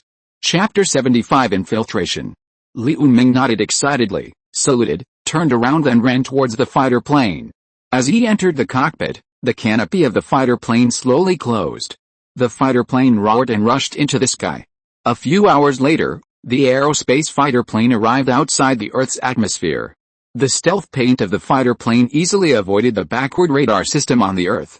In order to prevent being discovered by friction with the atmosphere, Liu Ming chose to enter the Earth above a vast desert. The fighter plane fell into the desert like a meteorite, dragging a slender tail flame. After a long time, a man in power armor slowly walked out of the desert, and a drone was floating in the sky not far from him. Liu Ming came to a remote small city next to the desert. There was no one on the empty city streets near midnight. Go get some currency on this planet first. Liu Ming received the order from Li Mingze on the planet Amen. Li Mingze is well aware of the way of survival on Earth. It can be said that money can travel the world, but without money, it is difficult to move, so the first priority is to get enough money. Liu Ming used the AI configured in the armor to hack into the network of a local bank and transferred a 7-digit deposit to a fictitious bank account. Then he came to the door of a bank ATM and used AI to effect the surveillance in front of the ATM. At the same time, the ATM's cash box also received a cash dispensing instruction and spit out a dozen banknotes. After leaving the bank, he saw a shopping mall on the side of the road. Liu Ming repeated the same trick and entered the mall. Tens of minutes later, a young man dressed in fashionable clothes appeared on the street dragging a huge suitcase. Hello, do you want to stay? The hotel receptionist asked Liu Ming with a smile. Well, book me the best suite, please show me your ID card. The receptionist smiled again. Well, when Liu Ming was hesitating, Li Mingze's voice came from the microcommunicator in his ear. Throw the dozen banknotes on the table. That's right. Li Mingze was watching the live broadcast at the military base of Emenstar and conducting remote control throughout the process. I'm sorry, I lost my ID card during the trip, and I'm planning to get a new one. Liu Ming put a dozen of money in his pocket at the front desk according to Li Mingze's instructions and said to the receptionist with a smile. The receptionist was stunned and took the money from the counter. No problem, you are so elegant. I will swipe your ID card first. How many days do you want to book? The receptionist swiftly scanned her ID card on the reader. Book it for a month. I want to have a good time here. Can I use mobile payment? After saying that, Liu Ming took out his mobile phone. Yes, just scan this QR code. The receptionist's face was full of smiles. After confirming that the payment was received, the receptionist handed Liu Ming a magnetic core key. Room 221, Have a nice day. Liu Ming came to his room and opened the suitcase he was dragging, revealing the power armor inside. He took the armor's AI out of the armor and placed it next to the computer in the hotel room. With a sound of beeping, the hotel's computer was completely controlled by AI. AI, help me hack into the Alliance's population files. I need a new identity. Receive the order. Executing. A series of characters and windows began to flash on the computer. And soon the screen stopped at the page of the Alliance Population Information Network. A handsome young man's head appeared on the page, with the ID number 0219970301 and the address of Dongshan Province. After confirming that the spy had lurked on the Earth, Mingze, who was far away on the Emin star, controlled a drone in the air to fly to the coastal city. Wang Xiao is an ordinary company employee in Nanji City. He originally had a school beauty girlfriend who was a childhood friend. However, since she entered the society, she could not withstand all kinds of temptations. A few days ago, his girlfriend hugged a golden thigh and kicked him away. What's infuriating is that the domineering golden thigh made his job go away with a phone call. Wang Xiao, who was at the bottom of his life, spent every day looking for a job, drinking, and looking for a job. Unexpectedly, the golden thigh of his ex-girlfriend was too powerful. He had nowhere to stand in the entire Nanji city. No company was willing to hire him, and he couldn't even work as a factory gatekeeper. That day he was packing his luggage, preparing to move to another city to develop, away from this sad place. Suddenly, a flying machine smashed the glass of his rental house and fell on his bed. The aircraft was still blaring. Alarm. Encountered a hyperspace wormhole. The hull is damaged. The AI core is detached, then a crystal ball protruded from the belly of this strange aircraft, and the fuselage that was originally shining with a silver luster turned into fine powder and floated in the air. Wait? Hyperspace. Wormhole. AI core. Isn't this the routine of the science fiction novels I read? What super battleship was sucked into the wormhole and damaged, and then I have a super intelligent brain? Wang Xiao rushed over excitedly and grabbed the crystal ball in his hand. How do I use this AI core? He touched the ball curiously, and suddenly there was a burst of high temperature, and his fingers were burned. The computer next to him suddenly changed the screen. DNA confirmed successfully. The user is male, with 99.998% of Sith Empire bloodline. Authentication passed. System turned on. Welcome to the Sith Empire 03 Intelligent Brain. Wang Xiao excitedly ran to the computer and sat down. What can you do with the intelligent brain? Mingze, who was far away on the Emin star, touched his chin. Well, let's start with a common routine in science fiction novels, the mobile phone system. Host, your current authority is too low, and now you can only use the intelligent operating system generated by this intelligent brain. Oh? Intelligent system? Wang Xiao asked curiously. Yes, this system can be installed on any communication device, maximize the performance of the hardware, and say goodbye to lag, the intelligent brain replied. Wang Xiao excitedly waved his fist. A few days later, a company called Sith Technology was established in Shanghai. At the same time, a system installer called Sith Elf suddenly appeared in major mobile phone software markets. This Sith Elf can be installed in any system. It is not only extremely intelligent, but also more powerful. After installing it, the system is extremely smooth no matter what price mobile phone. Overnight, this software became popular on the internet. The download volume of major download websites has increased from a few hundred to tens of millions, and major forums are full of discussions about this system. Many people have found that after using this system, the battery life of their mobile phones has increased by 200%. It is better than the advanced graphene batteries on the market. This time, this system has even been on the front page of major news websites. Major media outlets exclaimed that the industry disruptor has come. At this time, Wang Xiao was so happy that he couldn't help himself, because after the 15-day trial period, he had to pay 3 yuan per month to continue using it. And such a cheap price made the payment rate exceed 98%. After just a few days of fermentation, through the hype of major media outlets, the global installation rate of this system reached 1.5 billion units.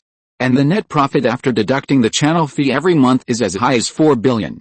The valuation of Zissi Technology Company reached 300 billion overnight.